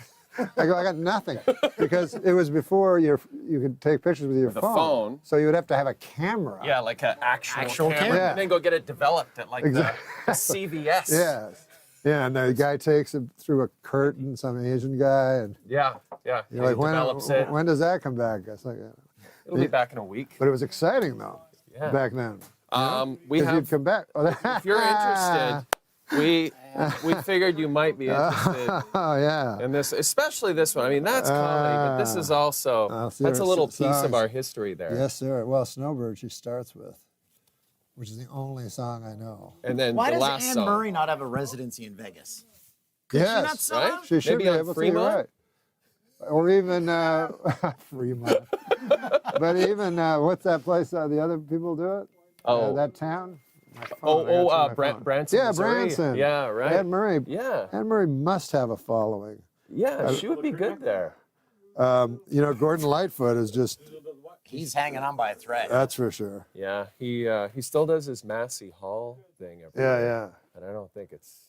I think it's a No. little shaky now. But what a writer that guy was. Oh, yeah. When I first heard that record of Edmund Fitzgerald, I thought it was from 1700. Right. It turned out it was from 1975. I'm like, what? I know. Exactly. But the lines in that song are like, oh my God. Incredible. Where It does holds God up. go when the something? Yeah, something. I heard Burton Cummings. Fitzgerald. I heard Burton Cummings do a hilarious thing. It was he did an impression. He has such a great voice, Burton Cummings. Oh, yeah. But anyways, he just ragged on Gordon Lightfoot. And then he did an impression of Gordon Lightfoot doing Maggie May. Oh, really? And he's like, how does Maggie May go again? What's the line in Maggie? What's one line in Maggie May? Hey there, Maggie. I wish I had something to say to you. Yeah, you say it. It's late Hey September. there, Maggie, I wish I had something to say to you. It's late Hey, you. September. So it's like super non-sexy and. Don't worry about this. Just keep your. Oh, I get my coffee? Yeah, Maybe I. take this. Oh, home. this is all right. And you Okay. can. All right, buddy. All right. We're fine. So I am. I'm just. Just sitting hold here on with to your it. record. No, you're actually promoting Why an don't I old promote Anne this? Murray record. Sales have been dropping a little. Okay. She's beautiful though. Yeah. Didn't she do a duet with Kenny Rogers? Did she do a duet with Kenny Rogers? That one. I can't remember. She did a duet with someone. She's got a good head of hair, though. Yeah. Does she ever, huh? She's a handsome woman. Handsome woman, good golfer. She's a handsome She's golfer. a good. She's like a scratch golfer, apparently. My friend was at. She's a girl, and she was at David. Some guy's house. So, anyways, the guy is a secret gay guy, and then the woman is a secret woman liker. Like a lesbian. Lesbian. Yeah, Secret woman. She's a lesbian. Yes. I should be wearing this. This is yeah. You don't have to wear that, but it's. No, it's ridiculous. But we It did looks enjoy ridiculous. it on the herd. We did enjoy it. So she. Wait, what was I talking about? Oh, the secret lesbian. Oh yeah. So my friend was there, right? And the wife goes up to her, and she says, "Do you watch the LPGA? Do you follow the LPGA?" Which apparently is some code. Oh. Oh, Yeah, okay. Yeah. So my friend, this girl, she goes, well, sometimes, you know. And then the girl's like, oh, it's really, you know, something that you should really follow. Very entertaining.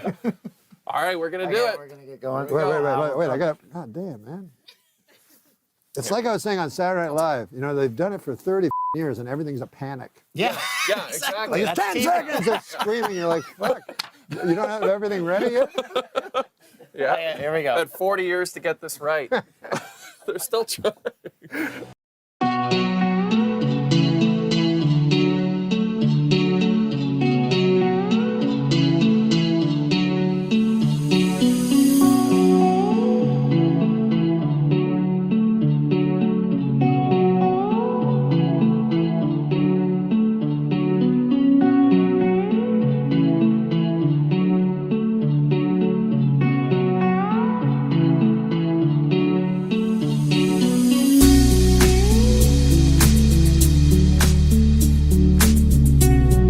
About your friend.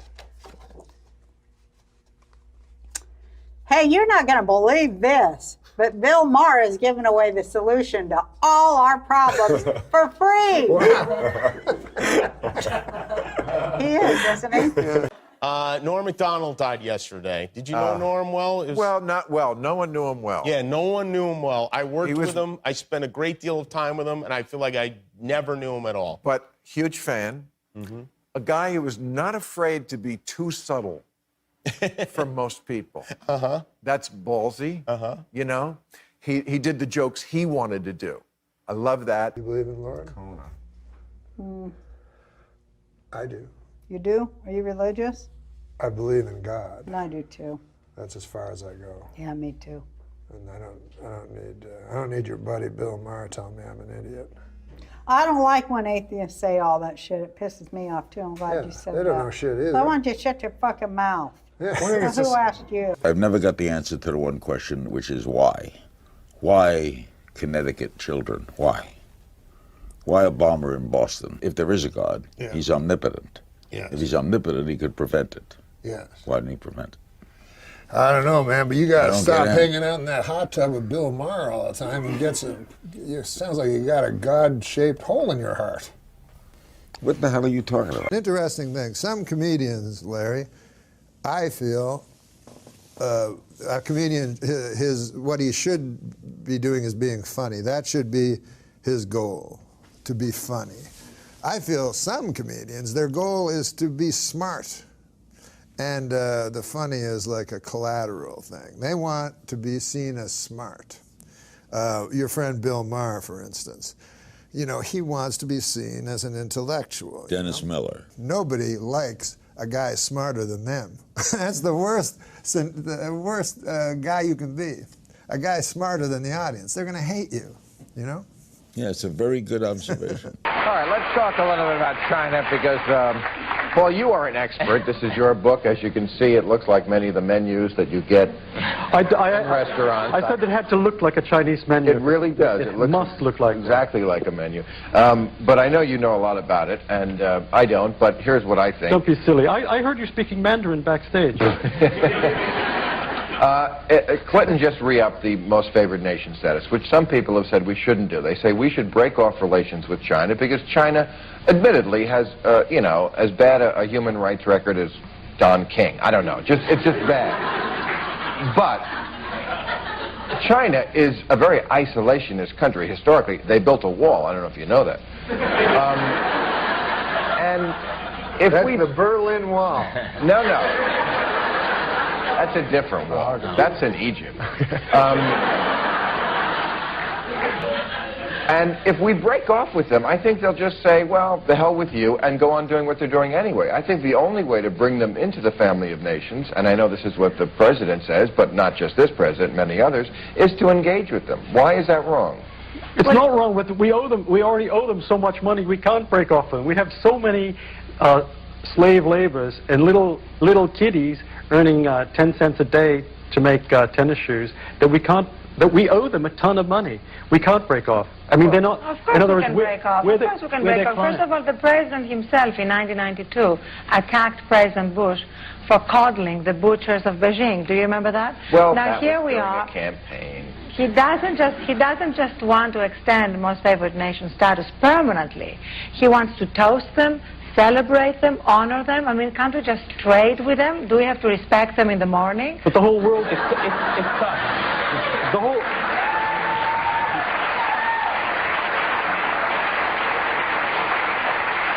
I agree. I don't know why they're the most favored nation, but we do owe them a ton of money. The fact is that they make stuff for the whole world. Every Christmas decoration in the whole world is made in China.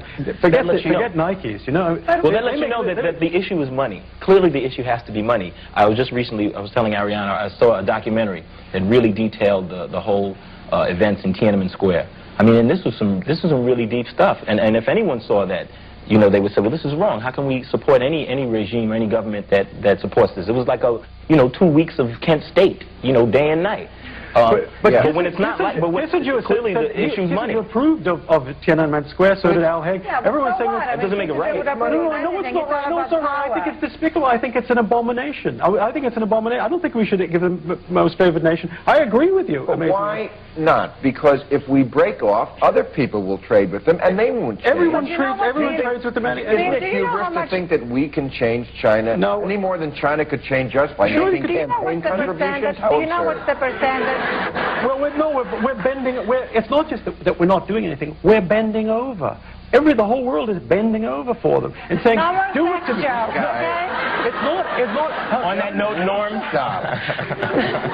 But it's a fact. It is a fact. It is a fact. Because Clinton has a single-faceted policy, which is just trade, nothing else. But also, do you know what percentage of our exports goes to China? Just 2%.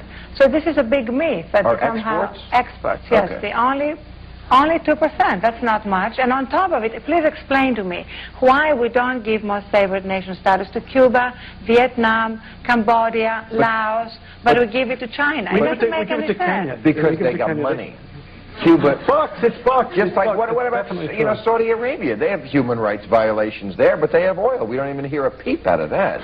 Well, that's where it's uneven. The policy is clearly uneven. And, right. I mean, you'd think that someone should come out and say this is what it is. But what I find amusing is that no one knows. If people approve and say, Tiananmen Square, that's all right.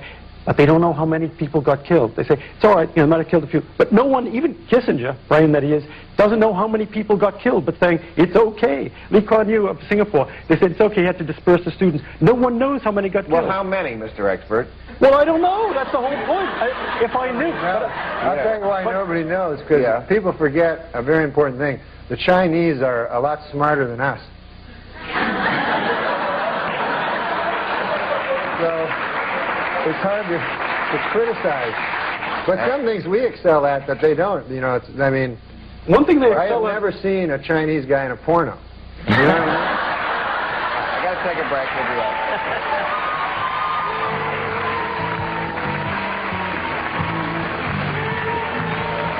right. I was on Politically Incorrect a couple of times, and fuck, man, you have to have an opinion about every goddamn thing on that show.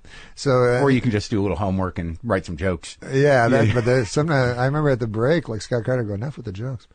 But I'll never forget it. Like I'm very unlearned, and so before the show, Scott came in, who was the producer. Yeah, he's been on the show. Yeah. So he said, "What do you think about China and Taiwan?" And seriously, I only know those as words, So I was like, I don't know anything. Like, can't I have another subject? So, anyways, then we get out because he goes, because Bill believes this. Anyways, when we get out, we're introducing the guy beside me, the smart guy, right? Mm-hmm. He wrote a book on China and Taiwan. Right. So fucking Bill Maher, he starts with me. He goes like, what was China and Taiwan? I go, I don't know. Fucking ask this guy. What do I know? I'm a nightclub comic. What? Like, that's what made me laugh at that show. Everyone's opinion's equal. Right. Right. Like a nightclub comic and an expert. And then another thing I always found funny about that show is the comedians try to be very serious, and then the serious guys are trying to get jokes. Yeah. So it's like... it's not always our shining moment. I do like Bill, though. No, Bill's great at what he does. Like he started out a straight up joke dude, and he knows his shit. And it's pretty amazing. You know what's funny about him? I don't know if I should say this or not, but I mean he's probably aware of it. When he does his monologue, have you noticed when he does his monologue, he does Johnny Carson? No, no, definitely. He definitely models himself. I think that's been his style for a long time. He definitely takes the posture. But I find it very funny because he's got the posture and the timing and everything, and he's like, and then she came in his face, but it's crazy words come out. And Carson would have loved to have done that. Yeah, he probably would have. I would have got a thrill from listening to Johnny Carson because I haven't heard the guy in so long. And I love Johnny Carson. You love Johnny Carson. Sure. And so on that tape, they kept saying Johnny Carson on the 911 tape, and I thought it'd be him going like, I feel there's a yak on my chest, or something like that.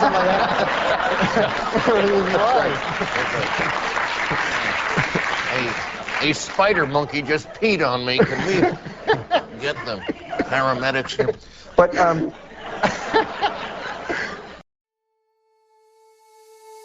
Call me to say goodnight, kiss me once or twice. I'll never let go of you.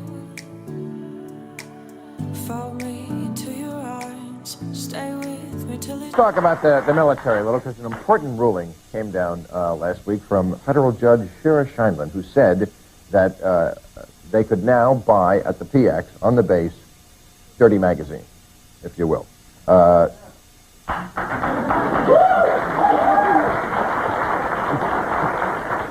Big military support here.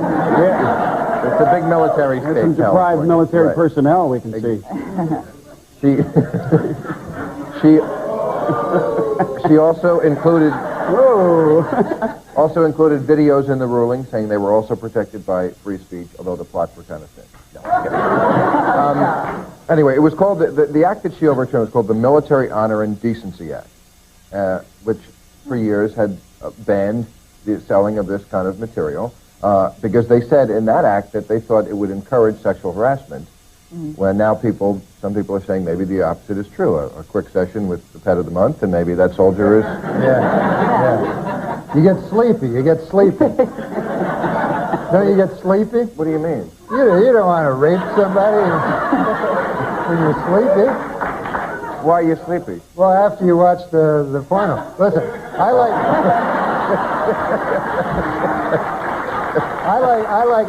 Norm, you have a strange metabolism. Maybe it's those B12 shots you got. Right. No, I like porno. I like porno as much as the next guy, And I probably like it. I probably like it 100 times as much as the next guy. But although I have been watching. This is amazing because porno is my favorite kind of movie to watch, and yet. I've seen some pornos lately that my buddies have shown me. Have you seen these ones with all male casts? Gay pornos, they're called. These things are horrible. And there's thousands of them. They make thousands of them. They have not made one good one. And I'll tell you what the problem with it is. Quite seriously. Yes, sir. Quite seriously, the problem with these gay pornos and every one guys having sex with each other. Who the hell wants to see that? Maybe you're shopping in the wrong section of the store. This is not for me. I wonder if they can't have those in the military base then. But don't ask, don't tell, don't watch. Right. That's an interesting question. I don't know if this ruling includes gay material on the base. Do you know? Well, it's really ironic at a time when they're trying to sensitize the soldiers. They're sending them to training on how to treat women with respect, and now they're stocking the PXs with porno magazines. It doesn't make sense. I mean, it's a mixed message, wouldn't you say? Why? Well, because these magazines degrade women. They do. And I'll say one thing. Why don't you just stand up for this segment? Like this is a little warning for people. Playgirl magazine has not got any girls in it.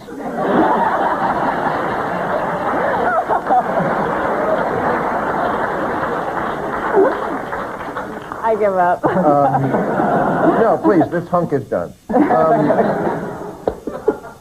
I don't see what you say. But they don't all degrade. You don't think Playboy Well, I don't degrades look at women, them. do you? Obviously, I don't look at Well, them. then how can you speak I've with read authority about if you it, don't and look I have a general idea of what's Oh, going on. have you there. ever seen Oh, you- Yes, I have, but I don't. I don't go out of my way to look for them. No, I don't. Well, Norm has some material in Yes, his, I'll ask dressing Norm room. next time. I'll call him and He's got see what he thousands of thinks. videos. But they're all male. You might enjoy that. No. I also loved that I found out that he died after he died. Because to me, show business, we're here for you. You're not here for us. Now, I'm not judging anybody, but there are people who, whatever they're going through, they share it with the audience. Sometimes the audience loves that. I've never been in that camp. I'm not here to burden you. I'm here to lighten your burden. So the fact that Norm, now I didn't know about this, nobody knew about this. Good one, Norm. I'm excited. Hey, it's...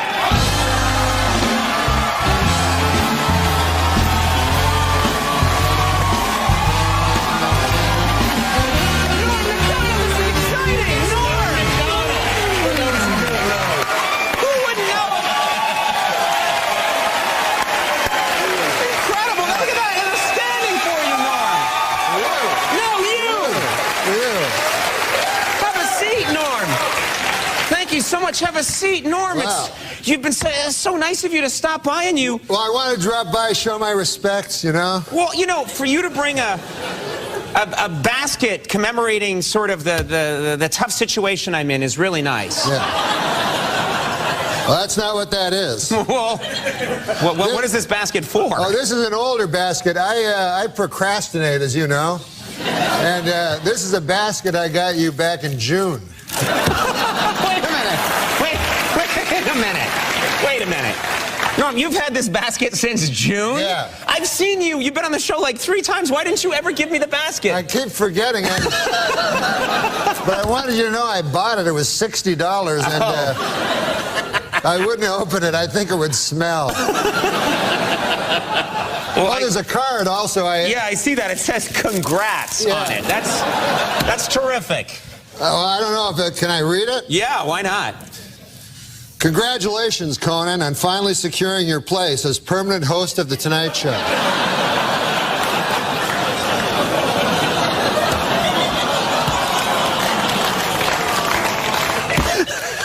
That's something they can never take away from you.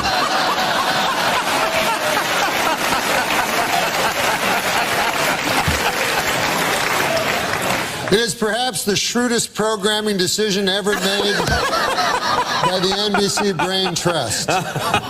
Sure, the pressure is on, but if I know you, Conan O'Brien, miserable failure is not an option. You are the new king of late night. Thank you. Long live the king.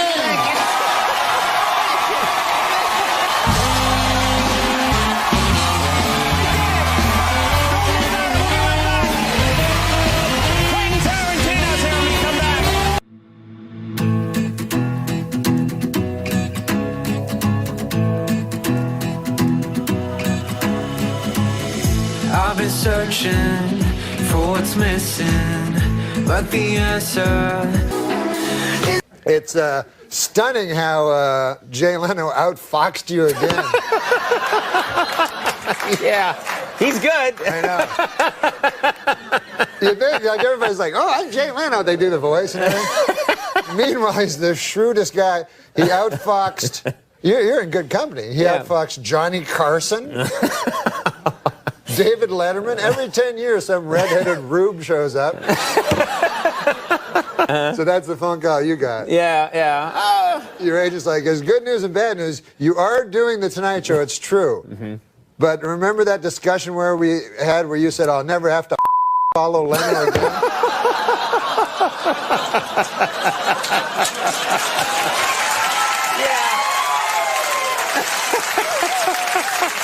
Yeah.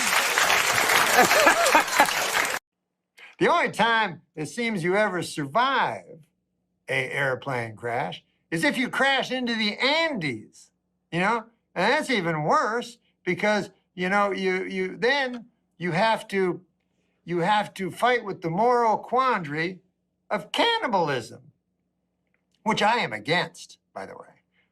If you know anything about my work, you will know my tireless devotion to the anti-cannibalism cause. But I'm not going to use this as a bully pulpit. Most of you are adults, and you've cemented your views on cannibalism. I like to go for the kids, you know, the young people. I go all across this great country, and I go to the schools, and I talk to the children, you know, and I tell them, I go, listen, you might think it's cool to eat your buddy in algebra class, and I'm not going to lie to you, you will be the talk of the school for a few years, but what about the future? What about the future, I tell them. Here's the problem with crashing in the Andes and having to resort to cannibalism is they take so long to decide, you know what I mean? They go, oh, I don't want to eat a guy, oh, I can't do it, you know? And I can't eat the co-pilot, can't do it, you know? And then days go by, I go, hey, maybe we should eat the co-pilot, you know? And finally, they're maddened by hunger, and then they just attack, and they got co-pilot blood all over them, co-pilot viscera falling out of their mouth on their pink shirts, you know? And that's no way to eat. You can't gorge. Any dietitian will tell you. You cannot gorge. The thing to do is graze. That's the right way to eat, you know? You wake up, you have a small meal of co-pilot. Then, around lunchtime, you have a small meal of co-pilot. Then, around, I think about 6 times during the whole day, you have a small portion of co-pilot. Any dietitian will tell you, I tell you. Not that I'm a dietitian. I don't pretend to be a dietitian. Well, sometimes I do, but it's only to get the ladies, you know, the big fat ladies. I go up, I go, hey, you want to go on a diet on account I'm a dietitian, and then they leave with me. Sometimes. Sometimes they just get angry, you know. I don't know. But I don't even know what I was talking about. Weren't we talking about slut shaming? I don't know. Nobody knows anymore. Oh, I know. Yes, the airplane. Yes. You know, this is the thing. You got to be ready for anything life throws you in this here world. That's what I've learned as I've aged, you know? And I'm ready. Like cannibalism, I know what I would do in the Andes on account of I've thought it over. I've thought over my position. You see what I mean? Like I flew in from Vegas, I remember one time, and there was some turbulence. And I was like, I'm eating that fucker in 14 years.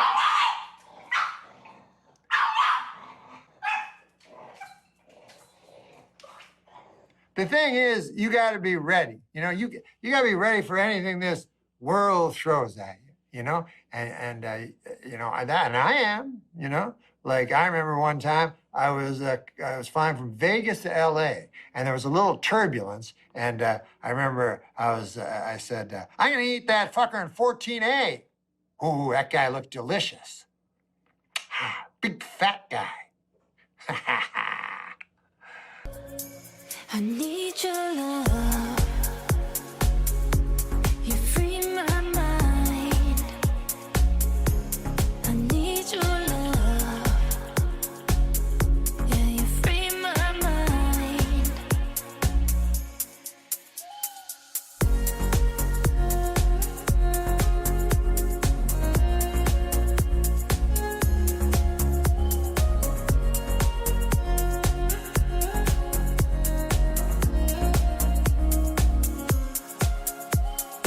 We could be miles away and still in line. Norm, I'm sleeping with your wife. You son of a bitch, motherfucker! Huh? You sleep with my fucking wife? You son of a bitch cocksucker! You're my best fucking friend, Adam! God damn you, motherfucker! I'll fucking kill you! You sleep with, that's what you were doing on fucking Friday night, were you, huh? You fucking bastard! You see Okay, I apologize. We had some technical difficulties. Got a little carried away. I got to apologize. I feel partially responsible. So. What was that? You don't even have a wife. You don't even have a wife. That's true. I never was the marrying kind. Okay, we're ready to pull the classic vodka and funnel prank.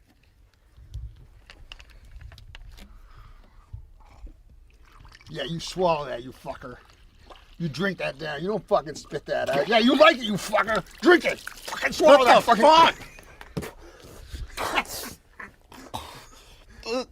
What the fuck is...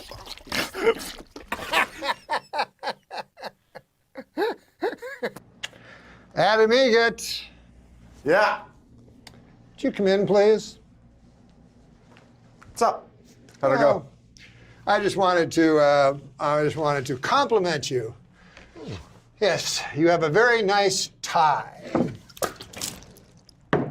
I like your shirt.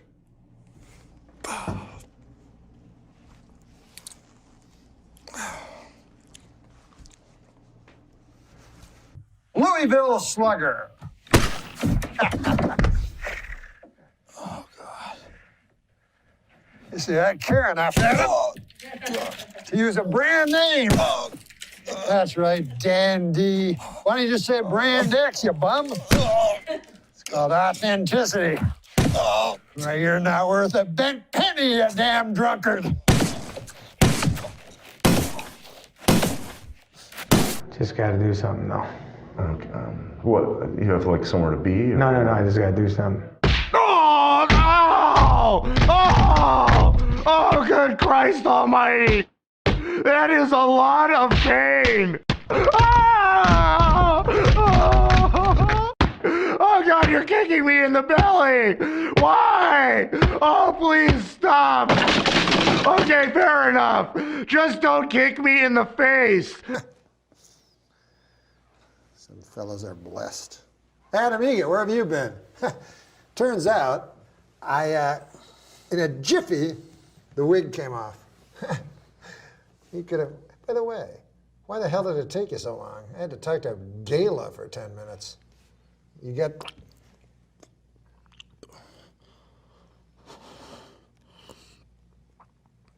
I was at a party with a friend and I noticed you first, and you returned my gaze, knew how to quench my thirst. You took me to that room like a dream come true. The dance you performed was just for me and you.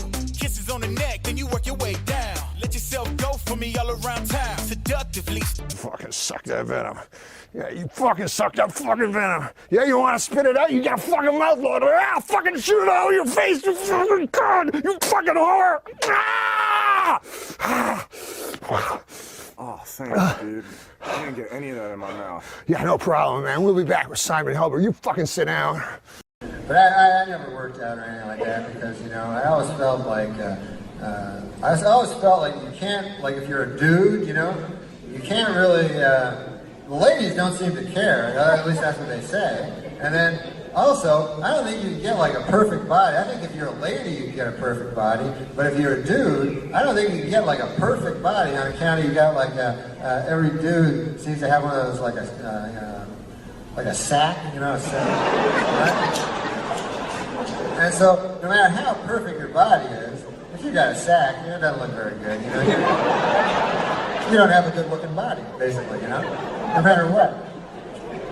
Like you show me any dude, go, hey, look at that guy's body. I go, good God, what's that fucking thing? That guy's got a sack on him. You know, it's not a good-looking body.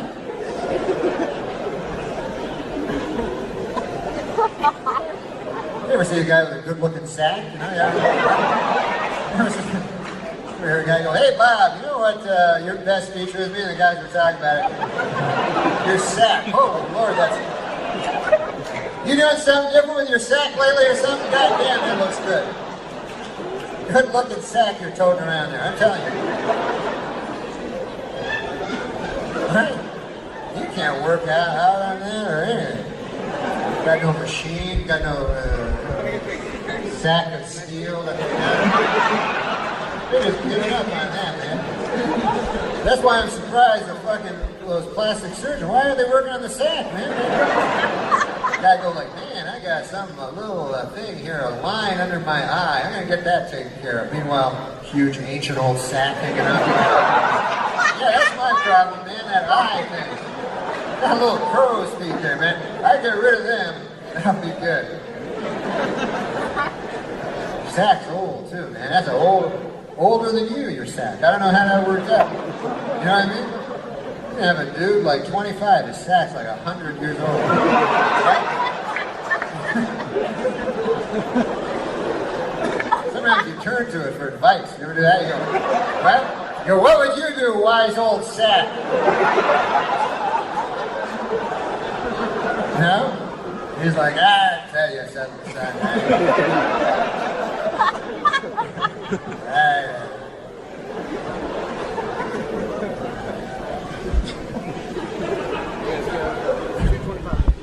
There's an old guy's sack, like old guy's sacks are really old, because they're like 80, their sack's like 400 or 500 years old.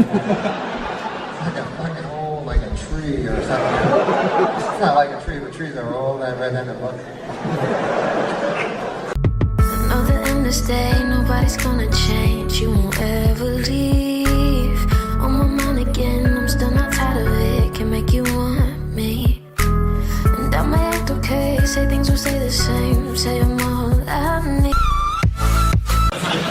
You know, there might be some good news about Schwarzenegger's illegitimate child. Being the son of a governor and maid means that this kid is going to be great at cleaning up this fiscal mess we're in. That's right. Now, folks, I don't like to brag, but like Schwarzenegger, I did a little bodybuilding back in the day, too. But I'm guessing you guys wouldn't want to see that, though, would you? Okay. All right, sure.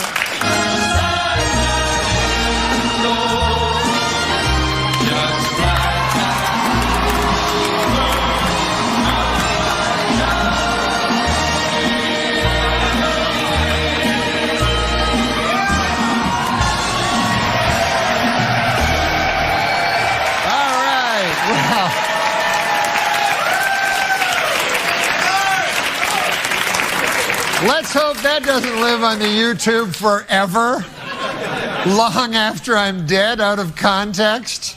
Little kid walking down the hall of his house. Yeah. He's screaming in his parents' bedroom. Opens the door, there's his father dressed only in chaps. His mother's dressed in a cheerleading outfit, no underwear. They're really having fun. What's going on? He said, oh, don't worry, sweetheart, we're just having fun. Go back to bed, I'll be down there and tuck you in a minute. 20 minutes later, father walks down the hall. He hears screaming in the kid's bedroom. Opens the door, there's his kid having sex with his grandmother. He says, Billy, what are you doing? He said, it's not so funny when it's your mother, is it? The stylings of Super Dave Osborne in studio. Norm MacDonald and his brother Neil MacDonald on tour together sometime very soon. Norm's in town at Zany's.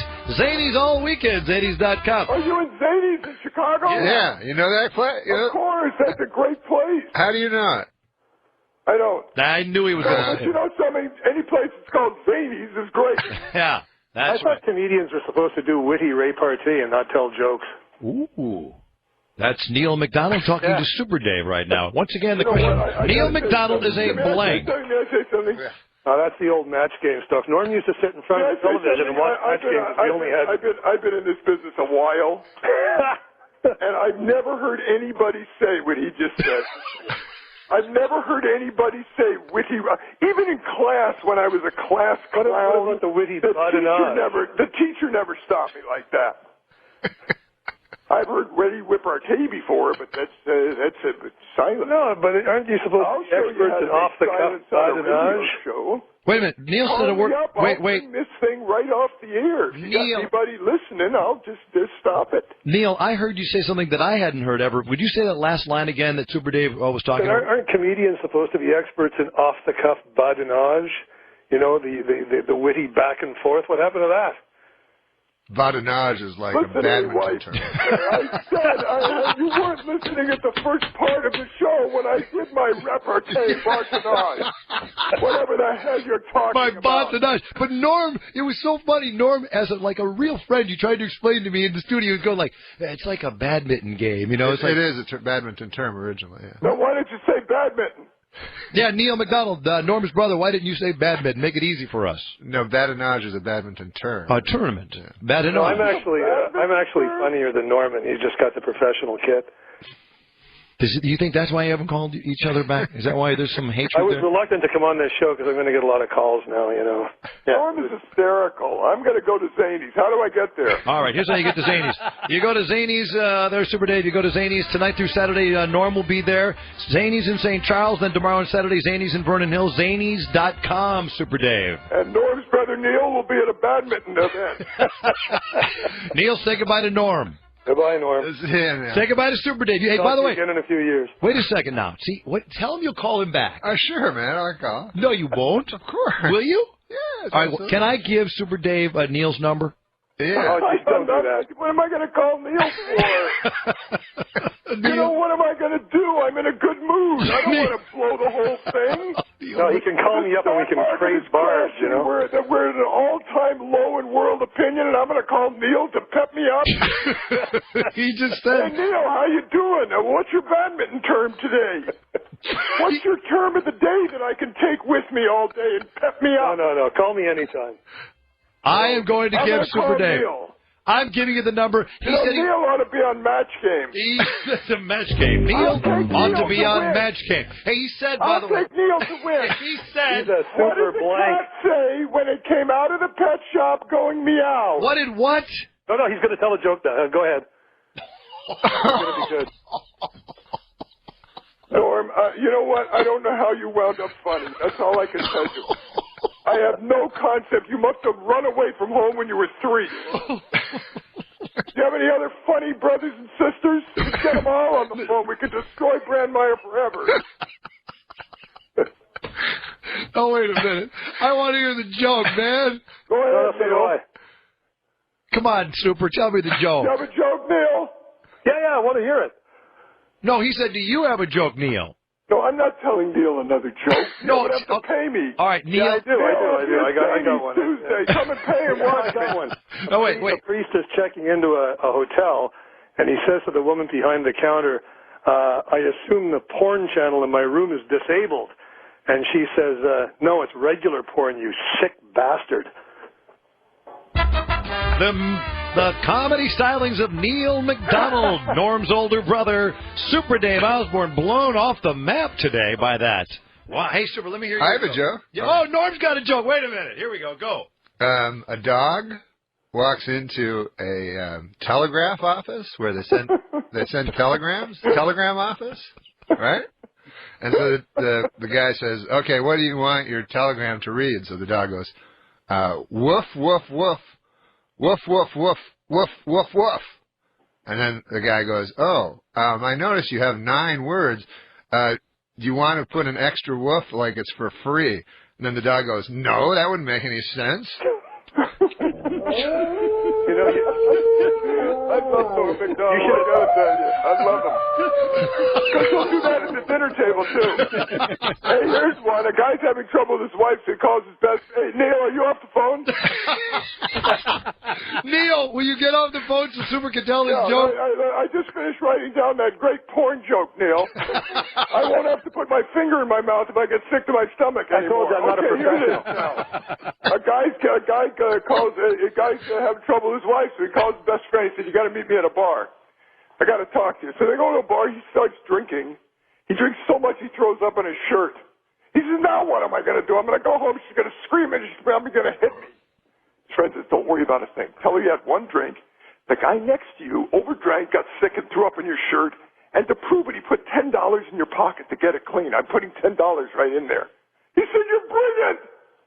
He goes home. He says, "I'm home." She comes downstairs and starts screaming at him. He said, "Listen to me. I had one drink, but a guy at the bar got sick, threw up in my shirt, and to prove it, he put $10 in my pocket to get it clean." She reaches in. She says, "There's $20 here." He says, "I know. He also crapped in my pants." Super Dave Osborne. Super Dave Osborne. And Norm MacDonald in the studio and his fabulously funny brother Neil MacDonald in Washington, D.C., award-winning journalist. Neil. Okay, hey, and Norm, happy birthday. You're great. You're the greatest. Good luck at Zany's, and I hope that we get together. Oh, you're going to hang up again? No, yeah, wait a minute. Wait a second. You know what I would love to do? I would love to do some more badinage. He's a great Canadian. Norm's a great Canadian. He'll probably be mad at me for saying that. Let's do some badinage. He's a great Canadian. What is badinage? Aren't comedians supposed to be experts in off-the-cuff badinage? What did you say, Super? Who cares if he's a great Canadian? Oh, Super Dave worked in Canada? I worked for 12 years in Canada. I'm a great Canadian. Neil, that's a point you could answer. What is the big deal if he is a good Canadian? What was he doing in Canada, running around in that weird flight suit? Super Dave was working in Canada. I did Bizarre, which was the first series in the history of cable, and then I did Super Dave. Yeah, I was running around in that weird flight suit, A-Wipe. That's what I was doing. Is that an Arab name, A-Wipe? While you were sitting at home going, what? What is that? Why aren't I watching the Canadian news? That sounded like Rickles. I know, I did for a minute. While you were at home going, I'm sorry, I got to While you were at home, let me apologize. I said I'm sorry. While you were at home, sitting with a rake, going, bah. I said I'm sorry. I know, but Norm said that was very Rickle-ish. I said I'm sorry. He said, what do you want me to do? Neil, I got caught up. Oh. Let me explain something to you. Neil can bring things out of you don't normally do. That's right. Okay? Yeah. You know what, guys? If I was captured, I'd rather have bamboo under my fingernails than have Neil come in and talk to me. No, if I was captured, I'd want to be in a room with Super Dave. I would. I just love this.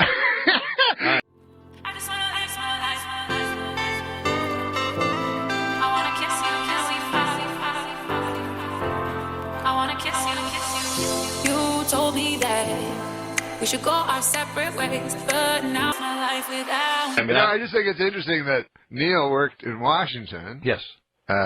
Which was in the United States, while Super Dave worked in Canada. Isn't that interesting, Super?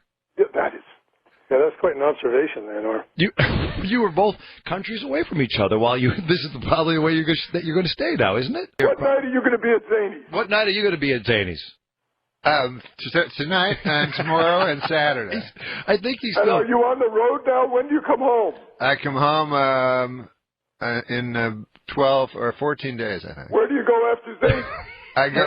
I'm going to be on Canadian television tonight.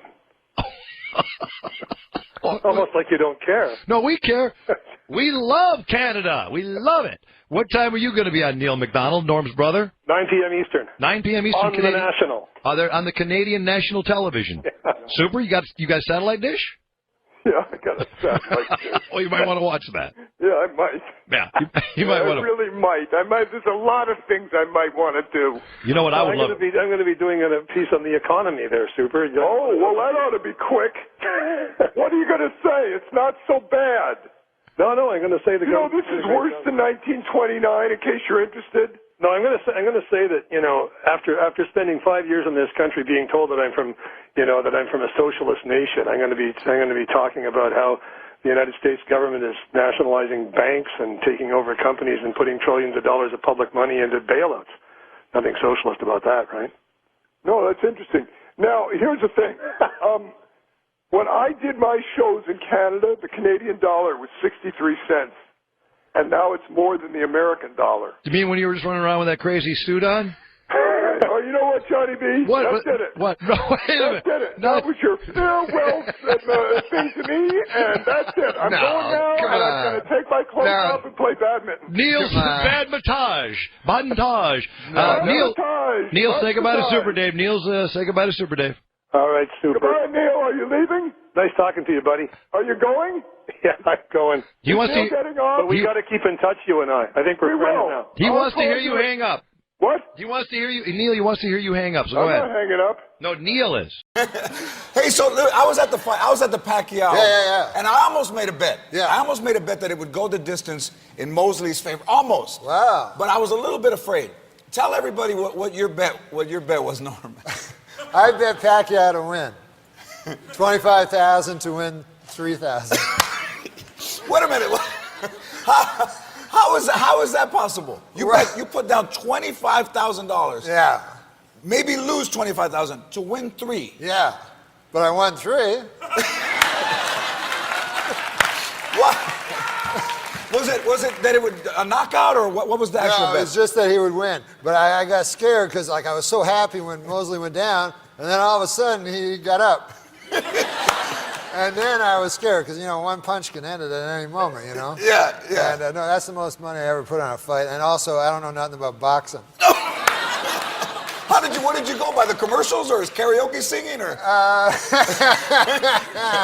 How did you pick Pacquiao? Well, usually I kind of went against my instincts on this one because usually I pick the bigger, blacker guy. But in this instance, you know, I met him, Pacquiao, and he seemed unbeatable. Yeah, he you know, is. Pound for pound. Yeah. Unfortunately, the other guy weighed more pounds.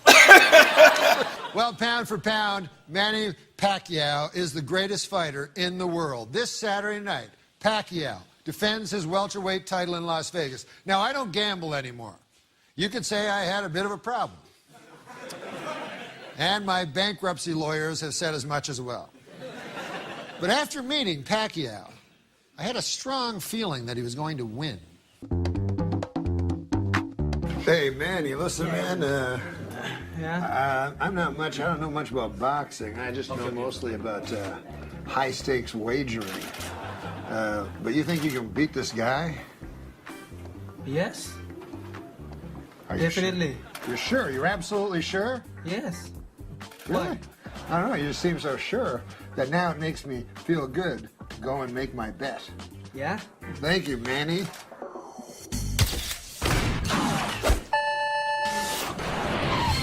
Hey, Neil, you bet $25,000 on Pacquiao to win. I'm telling you, it's a mortal lock. I like this Sugar Shane Mosley. Sugar Shane who? What? You never told me about this guy? Why is he on the cover?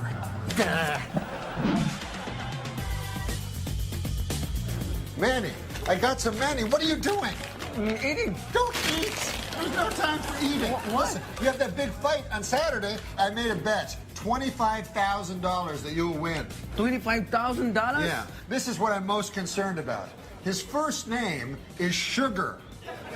Now, I don't know if you're a student of boxing, but guys whose first names are Sugar, they do pretty well. Really? Yes, Manny, really. Don't worry. Listen. Don't worry, man. What about this? Shouldn't you be doing this? That's jump rope. Jump. You've never heard the term? I know that he is, but... Stop eating! Why are you eating those cookies? Man, listen, I was just at Sugar Shane's place down the street. You know what he's doing to get ready for the fighting? What? He is punching another man. Really? He's practicing his punching while you eat cookies. Have you ever lost a fight? Yes. How many fights have you lost? 3. 3? 3? Why? Well, what's to stop you from losing 4? No, it's not okay. So anyways, I'm worried about this guy, and I'll tell you why. He's bigger than you, and he's blacker. Mm-hmm. And that's what I go on with my boxing. I always pick the bigger, blacker guy. Hey, what do you get, by the way, if you lose? Same. The same, huh? Same. Cookies? Yeah, may as well. Cookies. Beer. Beer, sure. Beer. I'll have a beer. The fight is this Saturday in Vegas, and I just wanted to tell you this is a real ticket. This is not some TV horse. So I really feel good about it, but part of me wishes I'd bet on the other guy. But anyways, I'll be live tweeting the bout if you guys are modern. And make sure to watch it. Showtime, PPV, back, sports. It's been so long since you came around. Need one more chance to make this right. So stay $5,000 bet for the Manny Pacquiao fight. Pacquiao's such a huge favorite. Even if he wins, Norm's only going to walk away with about $3,000. Well, so if you bet 1,000, what do you get? Like $100 maybe? No, 80. No, always bet on black. But come on, is this whole bet thing just some TV horse? This is a real ticket. This is not some TV horse.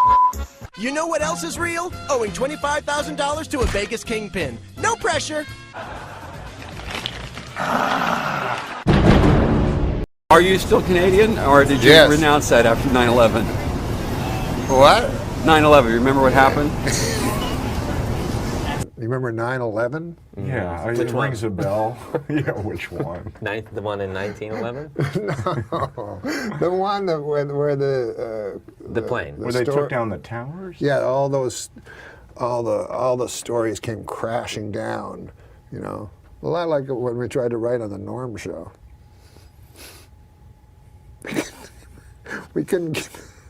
We tried to write stories, and they'd all come crashing down. You know, I'm old enough to remember back to simpler, more innocent times when the worst thing you'd hear about the news was hijacked jetliners flying into buildings. Oh, now, Gilbert, you're going to get into trouble again. It takes forever, not forever, but it takes years of training to get a pilot's license. But it only takes a couple of minutes to steal a pilot's jacket and hat.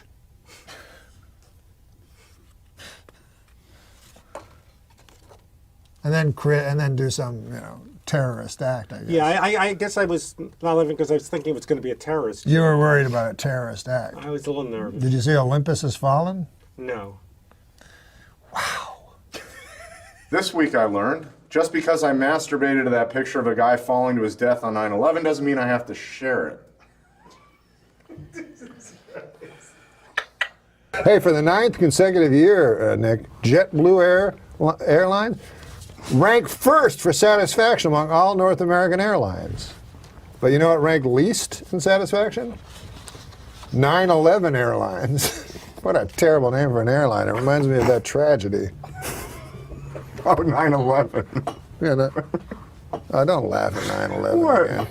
9/11.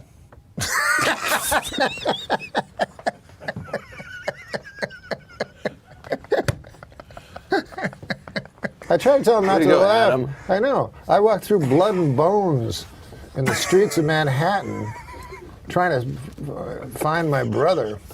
Jesus. Yeah, he was in northern Canada.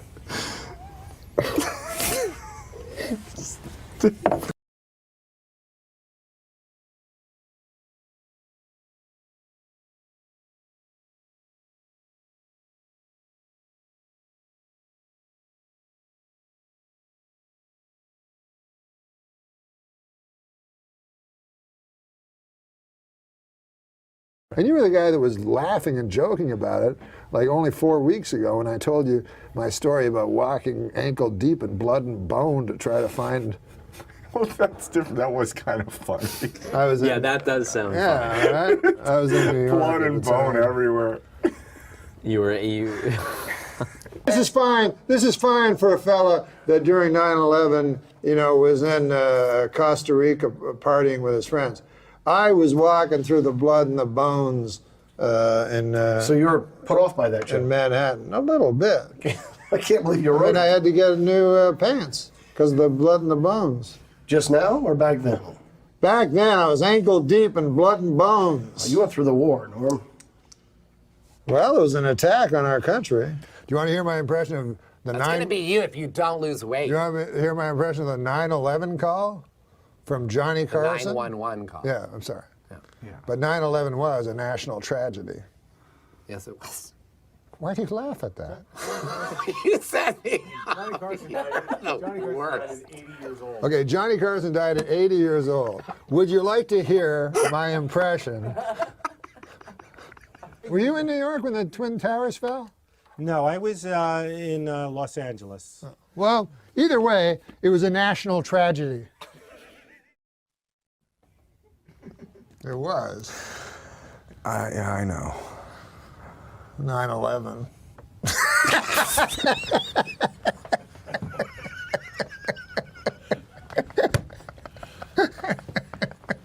We're going to go to hell. You're Lance Letterman with the World War I and II bit. I have never heard more comics talk about a bit. And I heard that you put a lot of work into that. Goddamn right I did. But didn't he do the Hitler bit too about it? Where No, it Germany was- challenges the world. And then they fought the world again. Yeah, those are isn't Hitler a comedy killer though? Wouldn't that be one of those things? That No, you you can't... kidding me? Well, Hitler's like, there's no comedy killer nowadays. You know what I mean? Not anymore. I feel like just the opposite. I feel like there's almost fake shock sometimes where it's like people, you know what I mean? So it's Right. like, that's almost like a comedy helper in some ways. Right. Not the way Norm did it. That was a different bit. But he had a great joke about like, I don't know if you guys are here. He goes, I got no problem with, North Korea. I never lay in bed. They try to scare you on the news, you know? He goes, but I never woke up like, North Korea. I hope they don't get me, you know? And like nobody really laughed, but did you hear Letterman like cackling in the background? And you realize it's just with Norm, it's all, you are being fucking played. When you think he's bombing, it's all a big setup to the fucking, in a year, he's going to have the perfect special ever. You might as well sit with Norm and just keep a smile on your face because you don't know where you are in the joke. There is one country that worries me, though. Not Iraq, not Iran, not North Korea. The only country that really worries me is the country of Germany. I don't know if you guys are history buffs or not, but... Well, I did see that Norm was Letterman's choice to be his last stand-up. I thought that was pretty. That was neat. a funny bit too about that was great. World War II. Well, which one? The funniest bit I thought of Norm's that he said was how your phones change everything now. Right. That is a picture. He's got one grainy picture of his great-grandfather, like separating the hogs on the farm. Right. But now, because everybody's got a phone right now, somebody from years from now, here's 1 million pictures of my great-grandfather doing everything in their life. And Norm's face when he did his grandfather. Yeah, so he's just horrified that someone's taking his picture. Like, just looking like in shock, like, don't take my picture. Yeah. Oh, that was a great bit. I got a picture of my great-grandfather. The thing took 6 hours. Take your picture, and there's a picture of my great-grandfather, one. They only had, every guy had one picture back then. And it's just him like...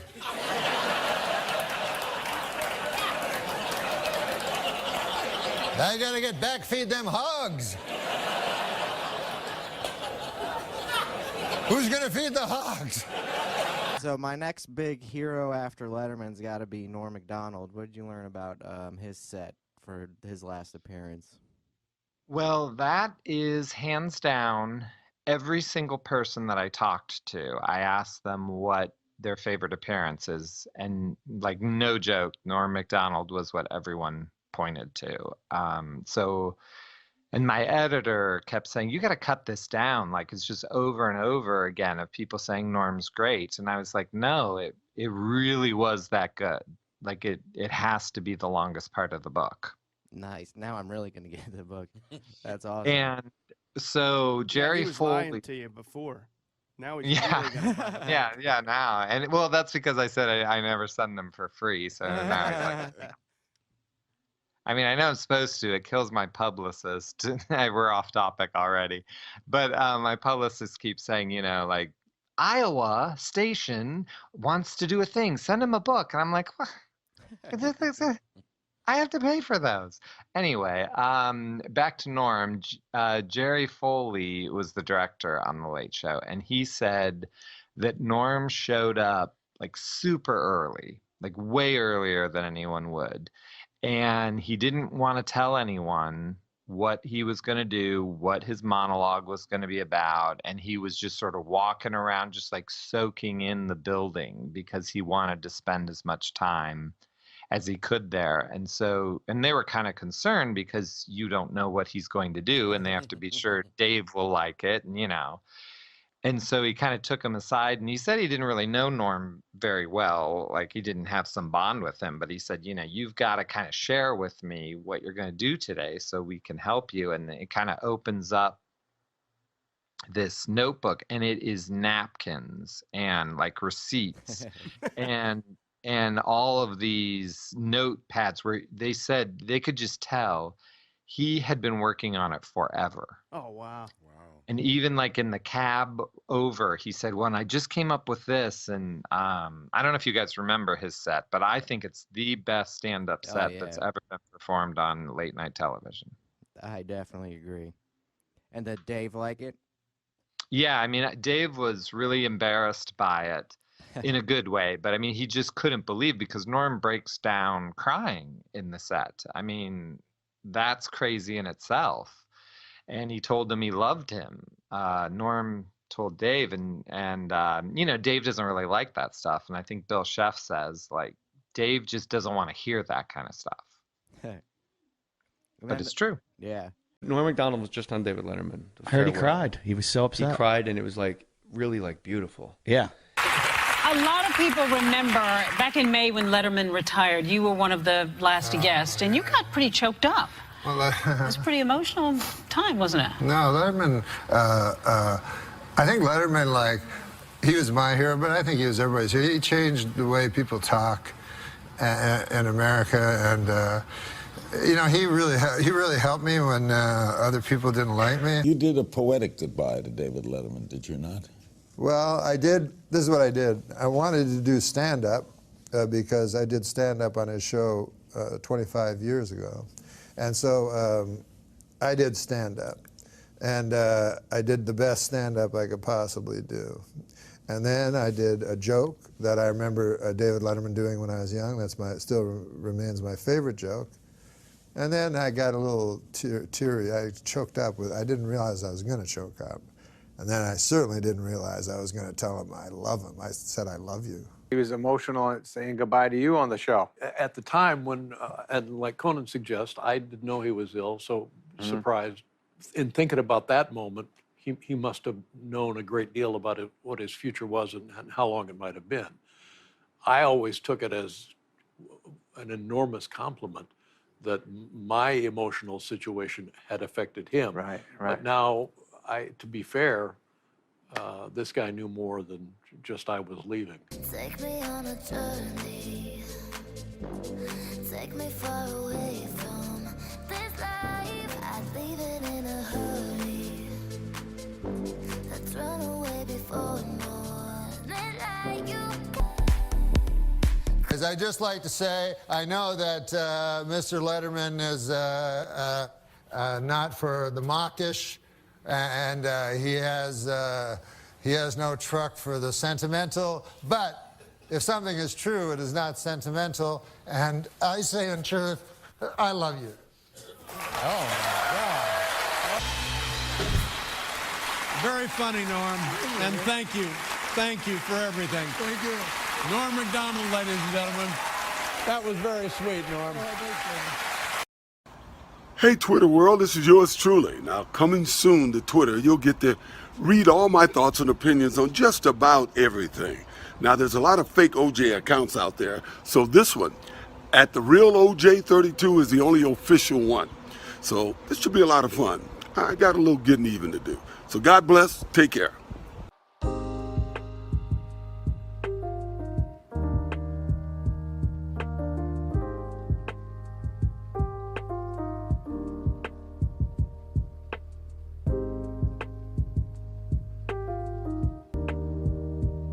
Well, in a questionable move by the defense team this week, O.J. Simpson demonstrated how to stab two people at the same time.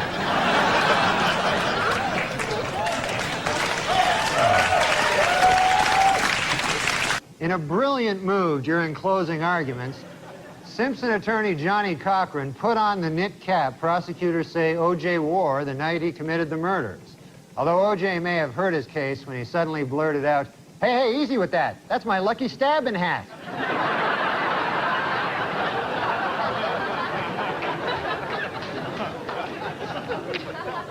Well, it is finally official. Murder is legal in the state of California.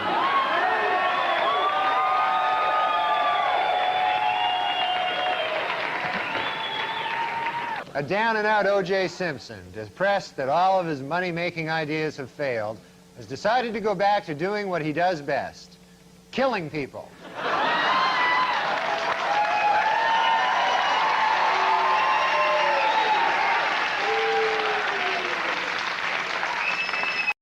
Hey, Twitter world. You know, for years, people have been able to say whatever they want to say about me with no accountability.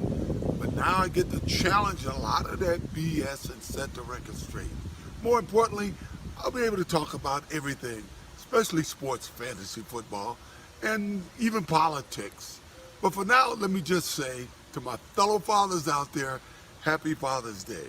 And God bless. An independent study released this week confirms that President Clinton has appointed more minorities to high-level government posts than any other president. For purposes of the study, women were counted as minorities, and Attorney General Janet Reno was counted as a woman. Meanwhile, with President Clinton's second inaugural approaching, attention is turned to what the women will be wearing at the festivities. According to the White House, First Lady Hillary Rodham Clinton will wear a gown by Oscar de la Renta. Tipper Gore will appear in a Jennifer George ensemble, and Attorney General Janet Reno will be outfitted by Rochester Big and Tall.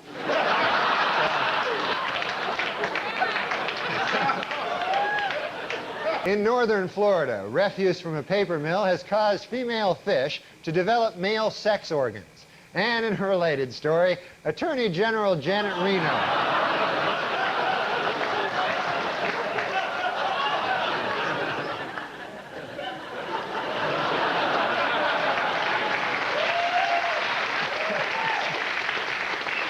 Also this week in Washington, several prominent Democrats joined Republicans in pleading with Attorney General Janet Reno to investigate fundraising abuses and also to shave.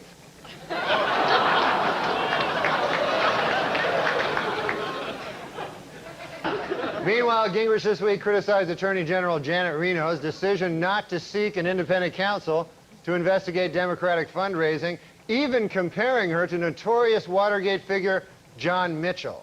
Reno called the comparison ridiculous, saying, quote, "For one thing, John Mitchell did not have a mustache."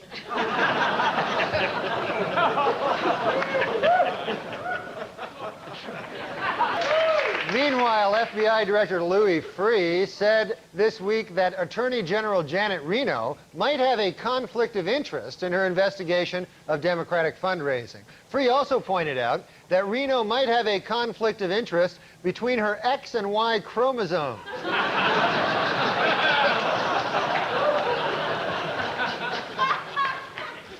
Attorney General Janet Reno said this week that she is fed up with Republicans complaining to the press that she has not named an independent counsel to investigate President Clinton's fundraising. Said Reno, quote, "If these people don't like the way I'm doing my job, let them come talk to me man to man."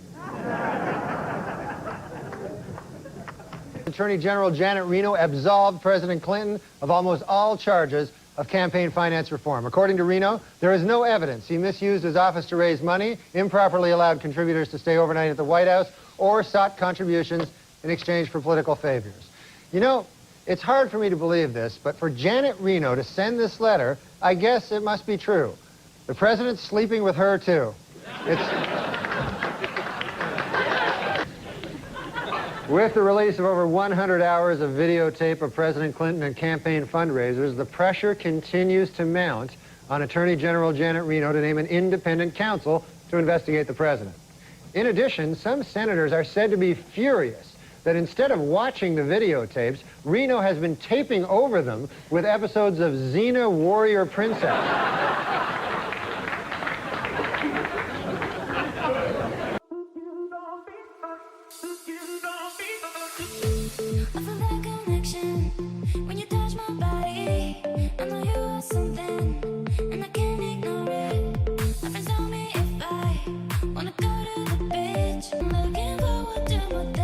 Attorney General Janet Reno has assembled a task force to determine whether federal campaign finance laws were violated by Democrats, Republicans, or both. Another task force will attempt to determine whether Attorney General Reno is a man, a woman, or both. Mr. Norm MacDonald.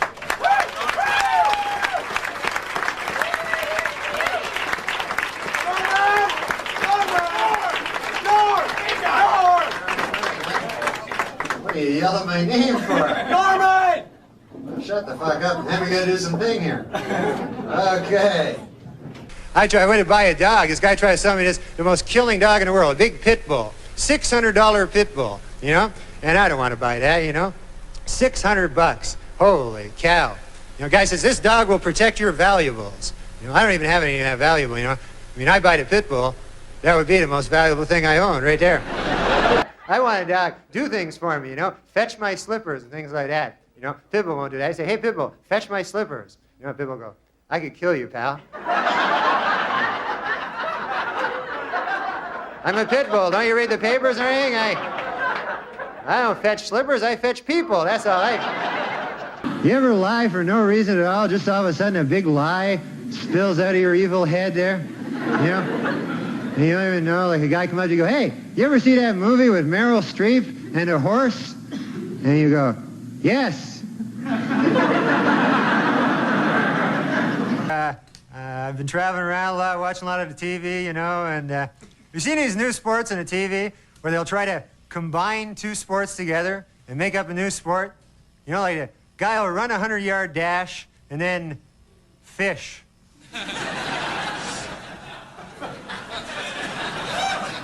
I bit my tongue today. That was about all.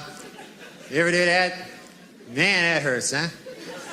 Still hurts. And very embarrassing biting your tongue, you know. You just be walking down the street, mind your own business, you know. Doodly-doo, doodly-doo, doodly-ho! You ever meet those old guys, no matter what the hell they do to themselves? You know, they still grow old. Be the oldest bastard you ever met in your life, you know? I go, every day I smoke 4 packs of cigarettes. I drink a bottle of Jack Daniels, and I hit myself in the head with a shovel every day. So it's Mr. World contest on the TV. You ever see this? Big bodybuilding contest, the Mr. World. So this guy wins it. He's the best in the world. He's Mr. World. So then they say at the end, they say, hey, don't miss next month, the Mr. Universe contest. I don't know about you guys, but I'm putting my money on Mr. World on this one, you know. I have to buy something to protect it, you know, and then I'd be out, be shopping for Wolverines the next day, you know. I'd be going, what do you got in a timber wolf? Show me something in a timber wolf. What do you got? You got anything in a timber wolf there? What do you got? Okay, well, hey, that's it for me, huh? Hey, you guys have been great. Hey, enjoy this. Good night.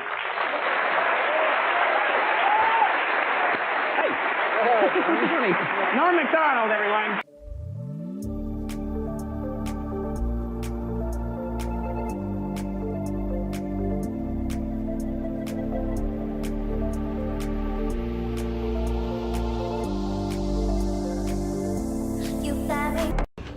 Because millions of people don't have any food in the world, so let's eat.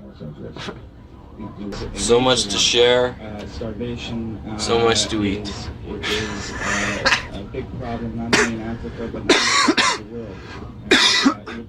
But there are those who are less fortunate. Perhaps you could yes. Comment on those people for us.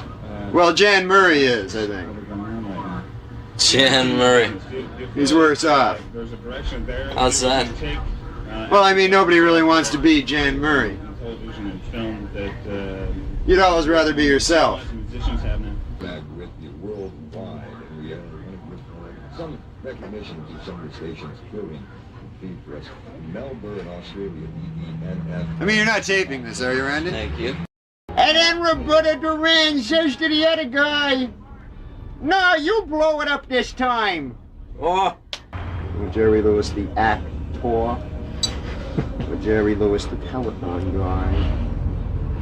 Any of those caps that I wear, it's always a love. Either that or the hang!